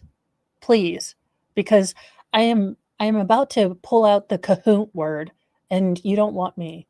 Right now from the Palisades Highlands community. We're almost 48 hours after this fire started. There's not resources up there. The hydrants aren't working. Where's the National Guard? Where are miles and miles of water tenders? How are we addressing this? Well, Your reaction. first of all, you asked me, was I frustrated by this? Of course, because we all know that this has been an unprecedented event. We also know that fire hydrants. Unprecedented, but not unpredictable. Again, Stevie Wonder could have seen this coming with all of the data. Don't claim to be a Mensa member, but if you had all this data and you just closed your eyes or didn't look at it, that is absolute negligence and dereliction of duty. And I don't care if the president asked you to go to, some country where they're getting the first female president. You have an obligation, first and foremost, to your constituents. It is a time that politicians start remembering they work for us. You are a public servant, servant being the underlined word. If you're not prepared to serve, do not run. And yeah, I think something about the seawater, I think it does kill the fertility of the soil, and maybe the salinity is bad, but take that with a grain of salt. I'm not a soilologist. are not constructed to deal with this type of massive devastation, and that the number one problem, especially on Wednesday, was the fact that we weren't able to do the air support because of the winds. And so, of course, I am absolutely frustrated by that. I am not sure that is correct, that there are no resources up there, but rest assured, as soon as we are done here, I will. How, for a place that is always about everyone's lived experience, how dare you negate his lived experience, ma'am? We can do this all day. We can turn this around. How dare you negate his, lived experience? That's his truth, for fuck's sake. How dare you? It is 2025. How dare you negate his truth? This thunder cunt. Excuse me, it's been more than 3 hours. Helga the leg does not like this woman. The gloves are off. Follow up on that. But those homes, the first day and a half, there were homes up there that had been protected by the fire. And then I went up there yesterday and there were that had been protected? That it basically had been saved. Obviously, the fire's moving different directions, but when I went up there yesterday, there were not a lot of resources. We drove around, and then I know that things got worse up there. I'm just wondering, now that we move 48 hours past, how are we addressing these water problems that are continuing? And is it acceptable that they continue? Well, let me just say that the water problems are a little better now because the winds are such that we can go up and have the air support. And you know that was the reason that the devastation was so bad. Okay, I can't tell if he is giving her a hate look or again he is a unfortunate haver of resting bee face. But I'm going to go with laser eyes. He cannot stand her. Allegedly in Minecraft, I am making all this up in my head canon, but he does not like her. Unprecedented wind. The strength of the wind and the fact that the air support could not go up. And if Chief Crowley wants to talk to this, there have been many fires before where air support is not available. And we depend upon these ground resources and crews. Was there a plan in place for that? And did the resources get here quickly enough? And talk about an update to air support today. Right. So thank you for that question. As we know, and you heard all of the incidents that are occurring at this point. Palisades was the first brush fire that we were attacking at that moment. You talk about specific pre-deploying. We put resources in place, pre-deploying, knowing that the winds were coming. With that, when the fire did light and take off, rapid response, very dynamic situation. Heifer in a handbasket. What in the hell do you have to kiki about? Y'all, this woman, my hair is up. I can take my earrings out. We can go public school on this. Yes, I'm a proud half graduate of Indianapolis Public Schools. And if anyone is around the IPS area, you know what that means. That means I have seen more fights than Team World Star, and I am okay with that. I have got my hair up, like I said. We can go full on Jerry Springer. What? Your city is burning, and god dang it, you only need a fiddle and you would be Nero, you insufferable, smug bitch. How dare you smile and kiki when people are dead, lost their house, they don't know where their animals are, they have lost every memory that they invested their lives into, and you have the nerve to kiki. I have said it once and I will say it again. Go love yourself sideways with a cactus. Allegedly in Minecraft. Do not try that at home. It would hurt. Also, the ER doesn't want to see that. And air to ground resources coordinating. Now with the winds, I don't think we can overstate that enough. There's no excuse in regard to the winds were too much, but the reality is the winds are so dynamic. And at that tipping point, when our resources, air resources were grounded, that changes our strategies and tactics. We called for the world in regard to the number of resources and what we needed, who we needed, immediate need. every single resources that was available at that moment responded. Yes, I am talking about the mayor, Lady Tammy. I have been impressed by firefighter Crowley, Chief Crowley. She has, of all the speakers, she was concise. She had clear information. She didn't, do any of the kind of bloviating until the very end, and it was very kind of terse as far as that. So I have been impressed with the firefighters and the chiefs and the people that have boots on the ground. The mayor that has the nerve to laugh and kiki with lemon shirt lady is beyond disrespectful. You talked about 48 hours later, where are we now, right? Again, I already spoke on if we don't have water, we find water, we use water tenders, we draft water. The fire department, first responders, we're going to do everything in our absolute effort to do what we can do with what we've got.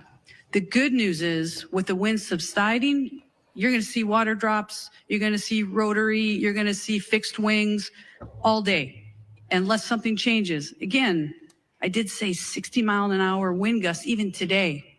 So very, very dynamic situation. With that, also, you said about the other homes, no fire resources there. As winds change, our resources change, we redistribute, we move, and that's the dynamic situation that we are in, even in day 3. That's what I wanted to say about that. We'll Thank go you. right behind. Go ahead. Thank you very much. Madam Mayor, I have another question for you. Bob DeCastro over here from Good Day LA, Fox 11. Another issue, another concern about resources and in particular staffing as well. And we heard from firefighters even on the front lines expressing frustrations about, obviously it's a challenge right now. They're bringing in firefighters from all across the Western region, but can you address the criticism now over the budget issue and the slashing, $17 million slashing of the budget? Go back and look at the reductions that were made. There were no reductions that were made that would have impacted the situation that we were dealing with over the last couple of days. And then there was a little bit of confusion. That doesn't math. You're telling me that the allocation of 17.5, I believe, $1 million to elsewhere didn't impact the fire department? That doesn't math. I mean, if we have to tighten our budget as a family,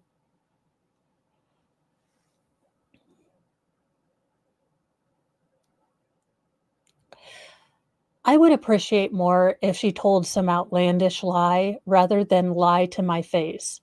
If you're not going to answer the question, if you're not going to be honest, then just say you're not going to answer the question. But telling me that a nearly $17 million reallocation of funds elsewhere had no impact.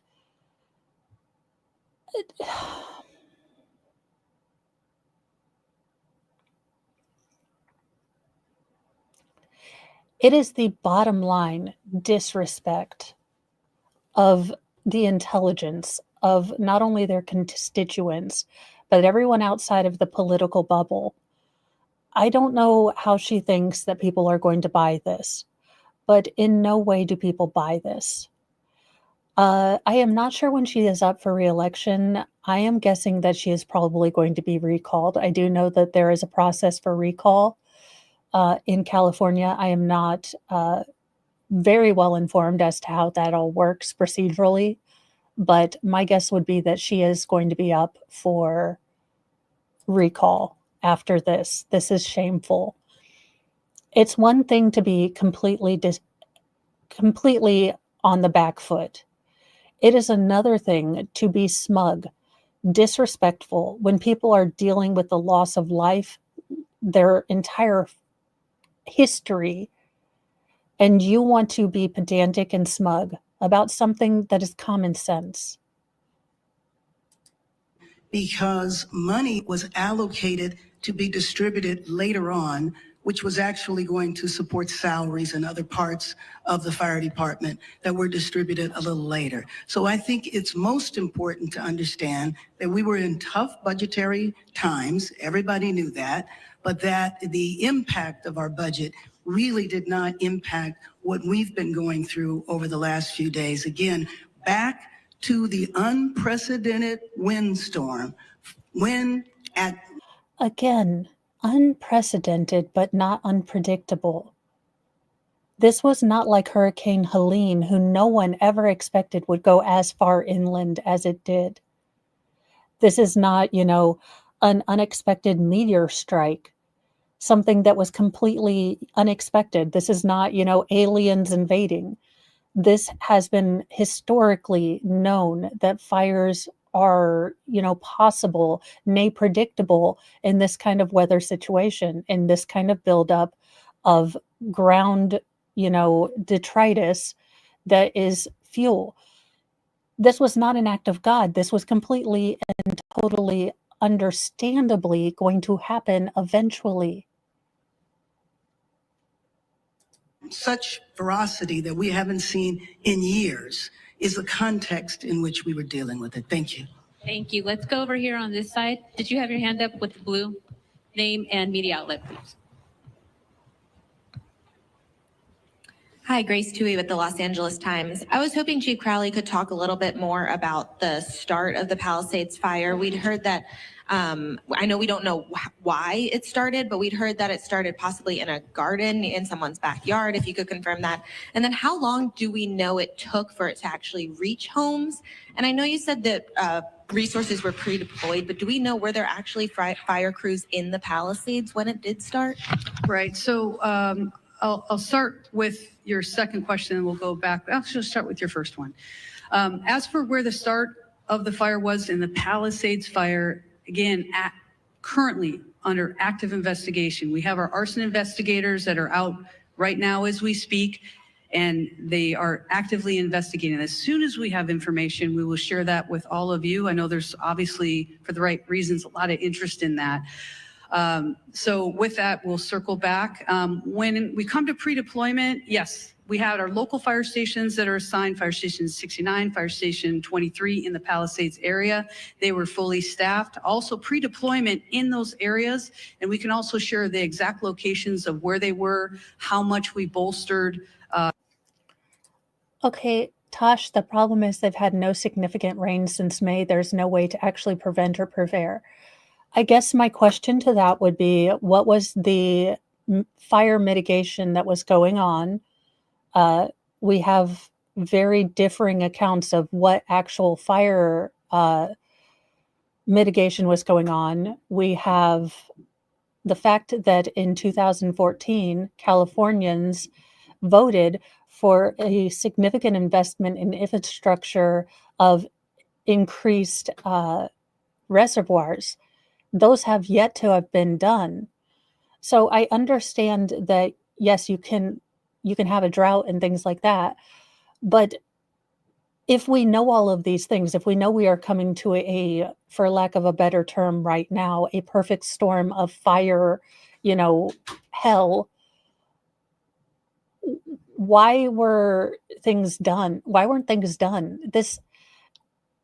I'm not from there. Maybe there are so many regulations and so many roundabout things that you can't get anything done. But this does beg the question of why. Then why? Something needs to change.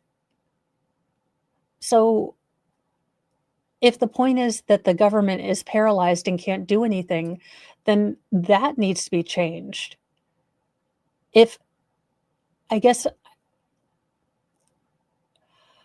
other areas do it, if other countries can mitigate fire with droughts, with other things, why can't we do it?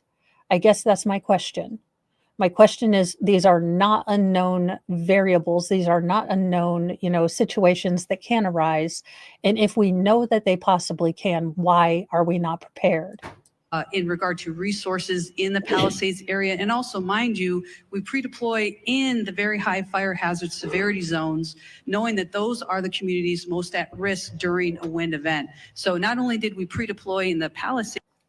And why was fire equipment given to Ukraine? If you know that you have a perfect storm of all of these fire hazards, why are you giving away equipment? I guess those are a lot of questions. States area, but also in other critical areas within the city. I don't know exactly, but we certainly can get that to you. Thank you. Hi, Dakota Smith with the LA Times. I have a two-part question again for the two fire chiefs. First off, have drones, unauthorized drones, been a problem, and have they hurt firefighting efforts? Secondly, in terms of the LAFD hydrants, was there any scaling back of inspection of those hydrants in the last year and did that affect the firefighting effort to Chief Crowley? Sure. So as for your first question with the drones, I don't have any information on that. So I can't share anything with you on that. In regard to the hydrants, historically, January is our hydrant testing phase. What I can tell you is we work closely with the Department of Water and Power. Those hydrants themselves are DWP's hydrants. They're to service the fire department. We partner with DWP in regard to that testing. Now, the very dynamic situation of where we are currently with the wildland season, if you may, there was a decision to postpone. We did not, in regard to the January start date, we have all year to test them. And also, mind you, our local fire stations are every single day going up and down the streets and looking at our hydrants. If there's any damage to hydrants, we report those as well. We were just kicking off that time frame of the beginning of the year when we normally would. What we did was postpone that until, because of the call volume that we're dealing with. No, we didn't check the fire hydrants. We were busy. I think I'm smelling burnt toast. And we're working closely with DWP at that point. I don't think it negatively impacted our abilities in this specific area. Thank you. Thank you. In the third row there. David Zahnizer with the Los Angeles Times. I have a two-part budget question. My first part is, can you talk about the reserve fund? Last year, there was a lot of concern that the reserve fund had fallen below 4% and was heading toward that 2.75 number that I think makes it difficult for the city to authorize spending. Do you know how low it has gotten at this point and how quickly you're burning through? This is a question that could be asked at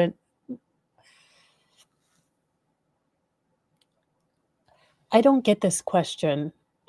I mean, it is important if the reserve fund is going down, but why are you asking this in an emergent situation press conference? The reserve.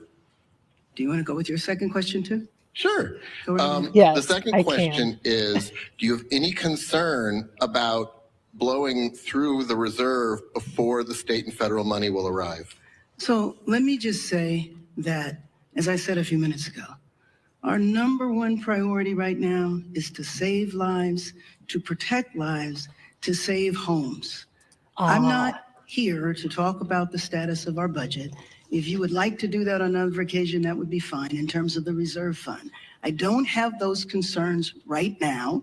And I will say that after our first priority, then we will look back at everything that was done to do an evaluation to see what worked and what didn't work.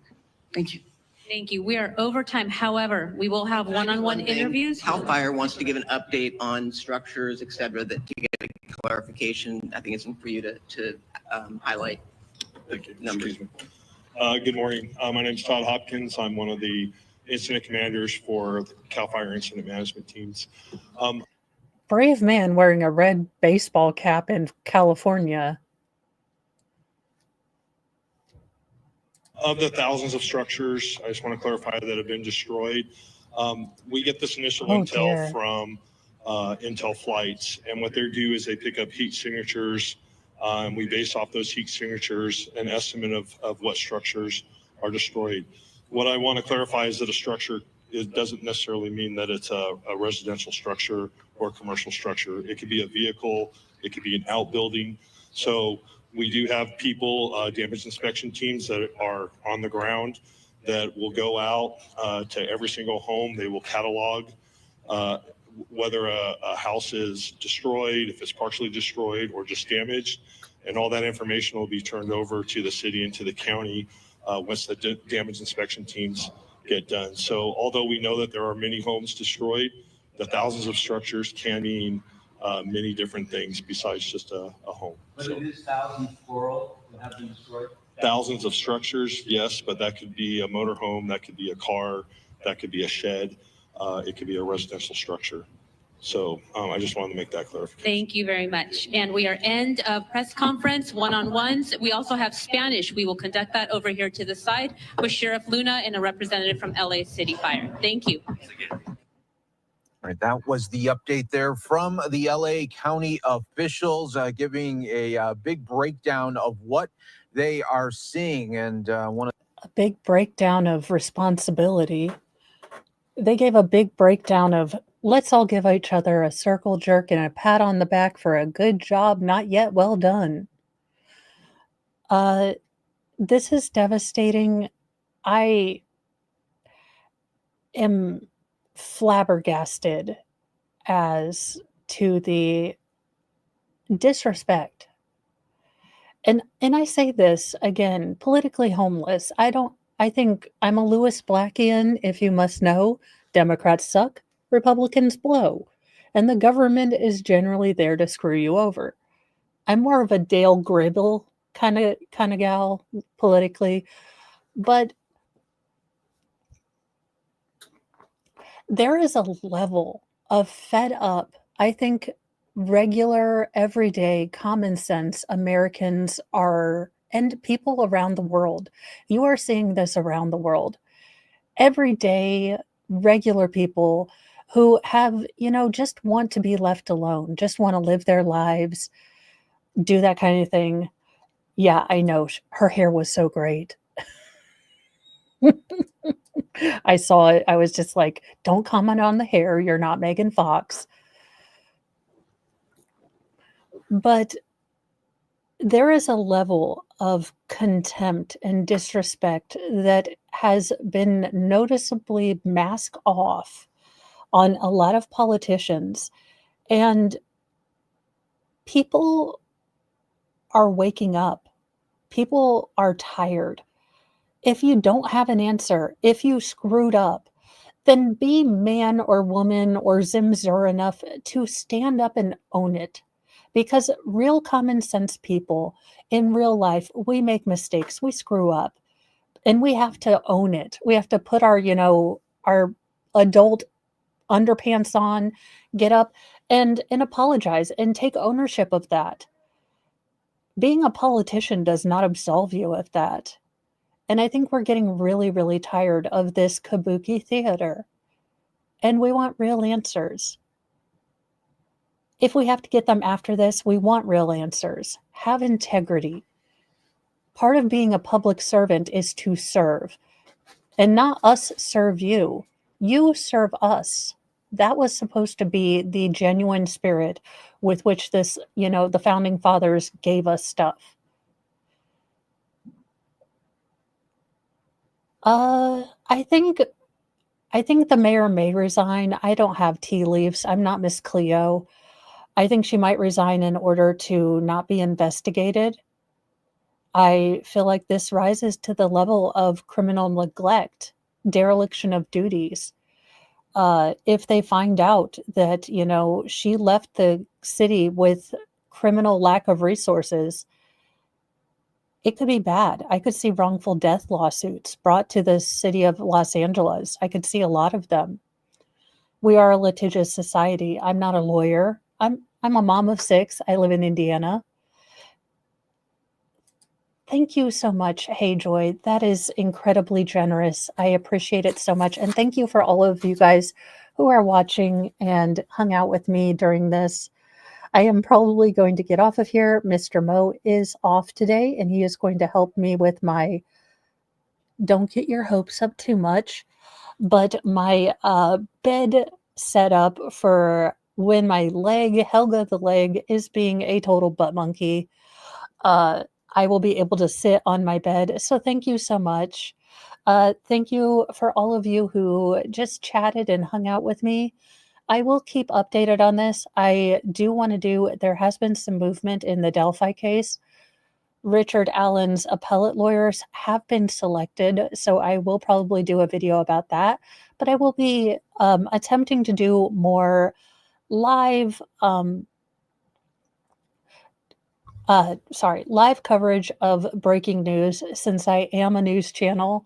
This is kind of new to me, so I don't know how to say his name. Is it Idikmel? Look, I feel terrible. I have watched him and I still don't remember how to say his name.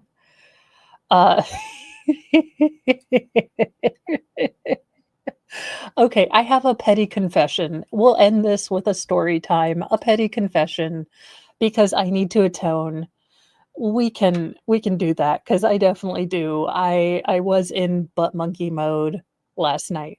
Now, to be fair to myself and to try to make me look good, I will give you the story time.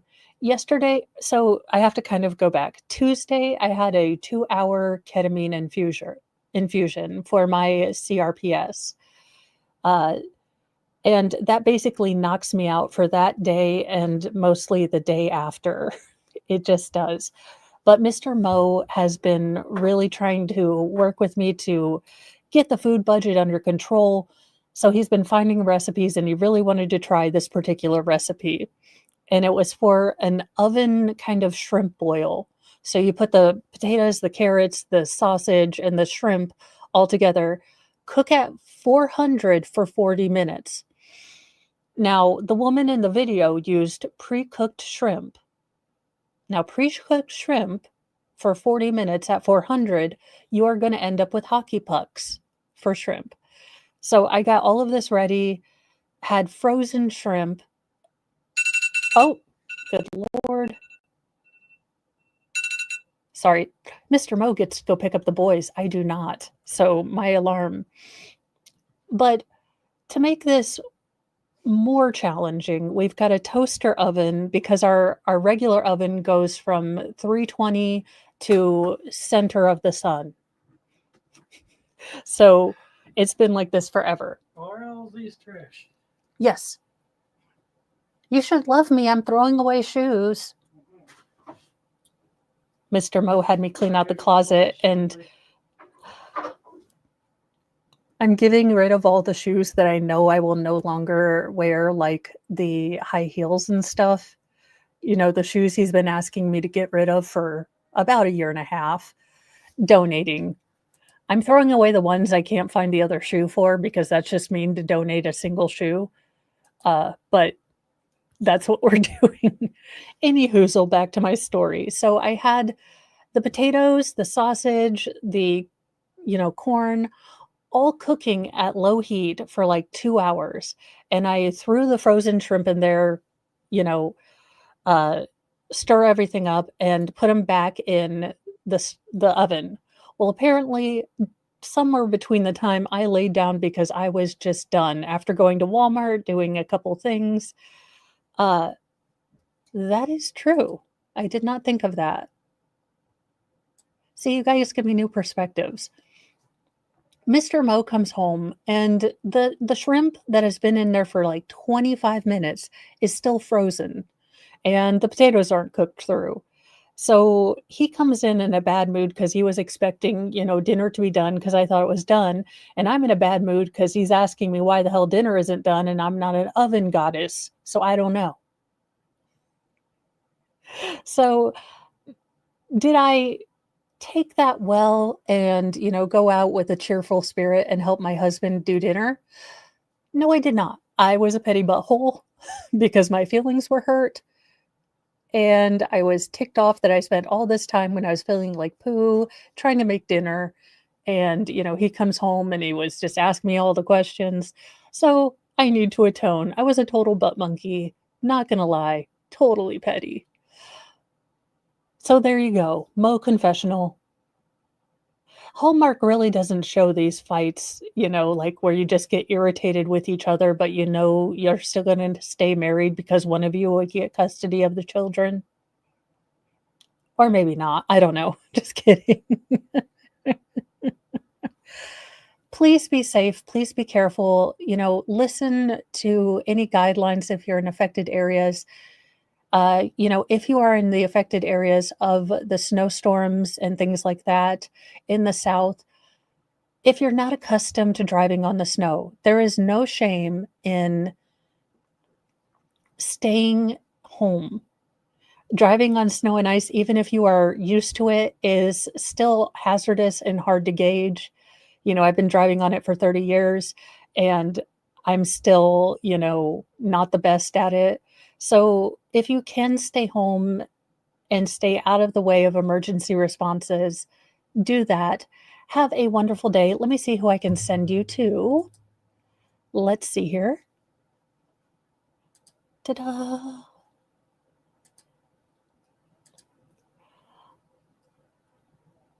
If you would like to stay with fires, Recovery Attic is staying on the fire.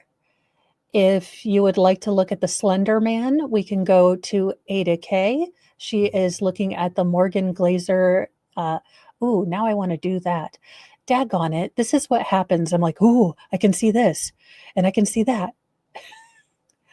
Jeff Montgomery, that's probably, okay. Recovery Attic it is. Let him know I sent you. I am probably, I am attempting to work on being better at going into chats after I send people, but I'm going to be real honest with you guys. I'm probably going to go lay down as soon as I sign off. So thank you so much for joining me. I know these political things can get a little dicey. Thanks for being kind in the chat and listening to everyone's opinion. Have a wonderful day. Be kind to yourself. Be kind to others. But carry a can of bitch fire because kindness does not equal doormat. Have a lovely day, my lovelies. Bye, you guys. Find the button.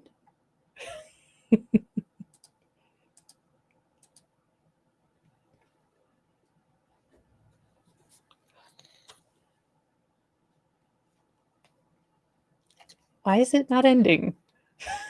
May the